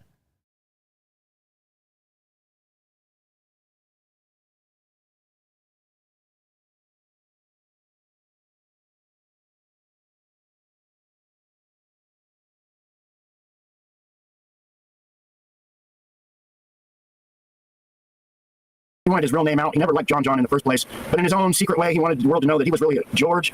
But in the wreckage of the plane, while I was there, while the investigators were going through the wreckage of the plane, a quarter was found. And if you don't really understand the message, was found in a mechanism that steered the plane. Well, George Washington is on that quarter. So it's almost like they used George to kill George. It's interesting. They were very powerful. No, go ahead, brother. No, I was just saying they're very powerful, and they're good at what they do, and they do it a lot. Well, that's how they get away with so much all the time, because they make murder look like a total accident. And yeah, very, very professional murderers, let's say. Yeah, they are. I'm going to answer this person's question. So Jamie's asking, who's going to be our president then? Well, Jamie, that's if you believe that we're going to have another presidential election at the rate that we're going in this country. I've maintained that we saw our last presidential election in 2020, or presidential selection in 2020, because that's what it is a selection. It's not even an election, first and foremost, because nothing's been fixed. It's only gotten worse. And everything that's being is preventing us from actually having a full presidential election in and of itself, guys. Wow. Perfect. So, you're constructing the book right now. So hobbies and interests do you have? So you are a motorcycle enthusiast as well, right? So what other hobbies and interests do you have? I like taking anything that I can find or get for $1 or something and making it better. I love working on jewelry. I love artwork. Basically, I make a hobby out of trying to make things better. Okay. I don't know if you can see this bracelet, but yeah, we can't see it. There you go. Okay. Oh, okay. So that's got turquoise and stuff in it. All right. Gotcha. Yeah, I found this for, this is like 5 different pieces of jewelry, and some of it was girly and things like that. But I got it all for a couple dollars, and I just, drilled a couple little holes and put it all together. And, I had an enjoyable time doing it. He makes jewelry. And it wasn't very expensive, and I enjoy wearing it. But I like doing little things like that. Yeah. Okay. Well, that's great. Well, a hobby and interest like that keeps your mind active. He's calling Trump. He's calling Trump and his wife, Boris and Natasha Trump. They took the payoff. Russian mafia. Look out. Please remember, if you're asking me if I like Trump, I am John Kennedy Jr. My family members murdered. My sister, Carolyn Kennedy, is a body double. My mother's sister is a body double. Identity theft to steal billions. The government placed me in protection, then tried to murder me. So is that a no? So that's good. So would you consider yourself a spiritual or a religious person? More spiritual, I think. I kind of have my own religion, kind of like a Native American religion, where God is everywhere around me. God walks with me. He created the earth and everything in it. And it's like when I look out, I see everything God made. I appreciate it all the time. I was talking to somebody on the phone the other day. If I walk on the grass, I thank God He made the grass for me to walk on. And that's kind of my religion. When I pray, that makes sense. I don't necessarily pray to God, but to my loved ones that have passed on to God's world. And I pray to them to help guide me and protect me. And I've kind of made that my religion. I like that. That's good. I broke out of religiosity 10 years ago into spirituality, and I've had very profound experiences that guided me in that transition itself. And I think that's kind of where the world is shifting towards. Depending on where your belief system's at, our world is changing. Our world is transitioning. We are ascending. Whether anybody wants to believe that or not, we're going through what they call the Great Ascension Harvest, which it's in the scriptures, and other people can call it other terminologies. But we are going through that transition itself, and we're discovering, the God part of us that's in us. We're discovering that we have this divine innate in us, and it's been dormant, and we're starting to learn how to activate and reactivate that, and try and elevate the consciousness. And that's kind of like what's going on right here. Is in the truther community, if somebody's well awake, their consciousness is much more elevated right now versus those people that are asleep. Their consciousness is not elevated, and they live in a constant state of fear. They're looking for they live in what is known as the savior complex. You know what I'm saying? They're waiting for somebody to come save them rather than them taking ownership and responsibility to save themselves. Because that's the world that we're living in right now. That is for sure. You have a lot of positive supporters here, John. I'm just letting you know. JD's, he's humble. Janie Howard, she loves you as well. Yeah, they're humble. Let's see here. Especially when it's all made up. Right here. We love and support you, John. 100 all the way. That's so awesome. Yeah, you have a lot of support, brother. People are feeling. Here's a good post. I am John Kennedy Jr. A few months ago, I had to pull my own tooth. Going to have to pull another one. I was in White House at age 3. Worked my whole life to help clean up our government. My health care, just like everything, 0. And he has a pair of channel locks with a tooth clamped in them. That's always a good one. Feeling you, people can sense it in their heart. Your sincerity, your truthfulness. ML's on that good shit, dude. I'm grateful for you guys for doing that. You live down in Arizona, so are you guys are tail end, but does it cool off much going into the fall? Where in the part of Arizona that you're at, or does it pretty much stay hot all year round? No, it's nice in the winter, but like right now it's it's dark outside, but it's 100 degrees right now. It's probably 95. Wow. It's probably 95 degrees right now where I'm sitting. So I got my little rag, but right about the Halloween time, it starts getting nice. All right, what I'm going to do is share. So this is John's. Actually, let's do this. So this is John's Telegram channel called The Ball of Camelot, and there's some great information there. John is pretty TikTok. He tries to make daily videos, but oftentimes they're censoring him. So what he isn't able to share on TikTok and keep there, they will post on his Telegram channel. So you guys can always go there and find his content there. And so if they wanted to find you on TikTok, what's the name of your TikTok channel? David Keith Quigley. David Keith. Right. So David Keith Quigley is his TikTok channel, guys. That's great. Thank you so much. All right. I appreciate it. Well, you're welcome. Yeah, absolutely. Absolutely. Well, you know what? We'll have to do this again. I'm sure we'll do it again here in the future as well. But I'm. I think ML kind of jumped in over his head. I don't think he expected the Hell's Angels. I don't even think he expected my own religion. I don't think he expected a bunch of other weird shit. And he's like, yeah, we'll definitely do this again. Sure. grateful that you're willing to come on here.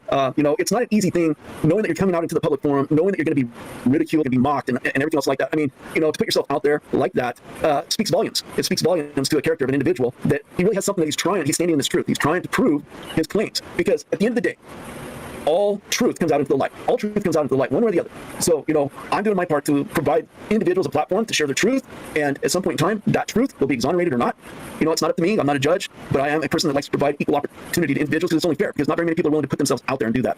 You know, I feel an obligation to allow people to have access to the truths, you know, and so this is the genuine truth that people should have. So anyways, brother, is there anything else you'd like to say, parting words, before we sign off for the night? I just want to thank you so much for the invite. I so appreciate it. And there's so much kindness out there, and it really gets to me, because I've tried so hard, and I've seen so much hate in my life, and I'm seeing so much kindness now. So I just, from the bottom of my heart, thank everybody that's sending their love and their prayers and everything. Great show. Cool. Great show. You're welcome, brother. Well, I'm glad that we're able to have you on here, and hopefully this will help get your truth. Who's protecting him now? That's a good question. The answer is nobody, because he's nothing to protect. And again, you guys be kind. You know what? Be open. By the way, ML Elias now listed as Sovereign Guardian Warrior of Light. I'm not telling you. I'm not trying to sway your opinion one way or the other. See, this is one thing that Milk Kaz's dick. I can't be swayed. I don't, you know, I'm pretty well balanced in my approach on my platforms when I share information. So it's batshit crazy, because they're like, well, what side is he on? Is he pro-Trump this, or is he not pro-Trump that? No, I present both sides of information and let you use your critical thinking to determine what's real versus what's not real. Because if I only presented one side of information and intel, well, it's hard to use your critical thinking if you're only getting slanted views all the time, you know? So anyways, thank you, brother. I want to say thank you, everybody, for tuning in tonight. I appreciate you guys. We're going to be doing more live shows here, ramping up here. I'm pretty sure this show by the Kazarian Nazis here on YouTube, but it's also on Rumble. And someone in the comments said, let's see his brown eye. That'll tell. Count the rings around his asshole. That'll tell you how old he is. This is what it is. I will post this up on Telegram as well, and I will share a copy of this with John, so he shared this out there too. So, as I always say, guys, stay true north, watch your six, stay frosty, always. Keep your head on that swivel, and most of all, keep your powder dry. I love you guys. I'm grateful for all of you. You're divine in every possible way. We'll catch you. Keep your powder dry, boys. This is the earliest video I can find linked on his Twitter. Let's see what this one is. This is from 2018. Hello, everybody. You got John Kennedy Jr. and I'm telling my story. Oh, he's a wino. Right here is the He's service drunk station. as fuck. This was supposed to be a Love's. This was supposed to be a Love's Travel Plaza. My mother thought she was buying Love's, and then she was murdered. And I'm putting that down just so everybody understands it. This right here. He's apparently in a tornado as well. Here. And she was shot 3 times by a masked man. I was in there, and I came running out, and one of them put a gun in my head and threw me in a station wagon right about there. And that went down right here. And this was my campsite. Well, right back here, that was a big shed, a big garage for the mining equipment. And all that out there, that was all mine. And as mine, I mean mine, but for mining operation. And this was my campsite right here. Somebody's trying to send me a message, I believe, because none of this crap was here last week. Okay, they are sending you a message. But if you can see this ship anchor, the ship anchor put in the ground with all this chain, somebody didn't want that coming up. And that was my mom, I believe. But they didn't want that ship anchor dug up. But my mom, Jackie, put that in. But this was my campsite right here, way back when. And like I said, that was. Why were you camping at it? What you thought was going to be a Love's truck stop, but actually ended up being like a shabby little garage where your mom was killed. And you were thrown into a station wagon, but then you went camping? It was a place with they parked the mining equipment, and they'd come in and fuel the mining equipment. right there. There were some gas pumps, but the sign's gone. We were actually waiting for the Love sign to come when my mother was murdered right there. Right in that very location. And that was some wonderful people from our government. But if you can see that archway right there, you can see that archway, that was put in there because all that was a campground. That was just picnic tables and barbecue pits and a few bikers that come and have fun and have barbecues and things like that, drink some beer, and that got all covered up. And didn't Jackie Kennedy die of lymphoma? Like non-Hodgkin's lymphoma or something? They put these right here. If you notice that red stripe on there, that's the city. The city owns this. I found out that the city owns all that, and they have to pay rent. And the more memorials down out back. But this dumpster right here, and that archway. This dumpster right here is where I used to find all my food. I found my alcohol at the liquor store, but I found my food in the dumpster. That was purposely That's why I'm pulling my teeth out with these pliers. put there because this was all one piece of land right here at one time. And I'm gonna walk down the street and do another video and tell you where my father was murdered. Anyway, peace and share my story. Share my story. That's what the man says. That's what the man says. He's the real John Kennedy. That's the wildest fucking interview I've ever seen. Guys, it's 2 a.m. here. Thank you for joining me on Twitch. I really do appreciate it. Shut the fuck up. God damn it. Anyways. Thank you guys for joining us. I appreciate it. It's 2 a.m. here. I got to go. I appreciate it. Thanks for coming to Kick. We'll be here for the next couple of days. Friday, Saturday, Sunday, we'll be on Kick, so make sure to join us here tomorrow. You'll probably get a notification from like YouTube, Facebook, all that normal stuff. But I just do that just for the notification. Friday, Saturday, Sunday, Kick only. Thank you guys for joining us. I appreciate it. Thanks for hanging out with me. Support the show while we're offline, coldbeer.fund. The Jeep's still not fixed. I had to order some parts and a bolt I lost and different things, but I went and grabbed my dad's car, which was pretty tough. I didn't want to do it, but that's a spare car I have now. And I went and grabbed, it was actually my mom's car. And then my dad didn't want to sell it because it was my mom's car. And then I went and grabbed it, but it was sad. Either way, I'll have the Jeep fixed probably next week, something. I don't know. Parts get here this weekend or next week. And then either way, come join us on Kick this weekend and Twitch through the week. And we'll see you on the next one. Support the show while we're offline at coldbeer.fund, coldbeer.fund. And I'll see you on the next one.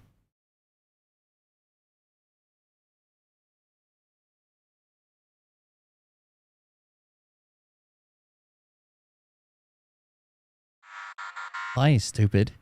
The music wouldn't play. There it goes. This about if this douchebag happens to see I'm kicking it with you. You're kicking it with me. the fork and ball Pick me up a fucking sandwich so my kid will stop cussing me. by name and tell them exactly who they are and tell them the rest of the world who they are. You don't have the fork and balls. You don't have the balls. Okay, Scott. Here we go, I think I started some shit.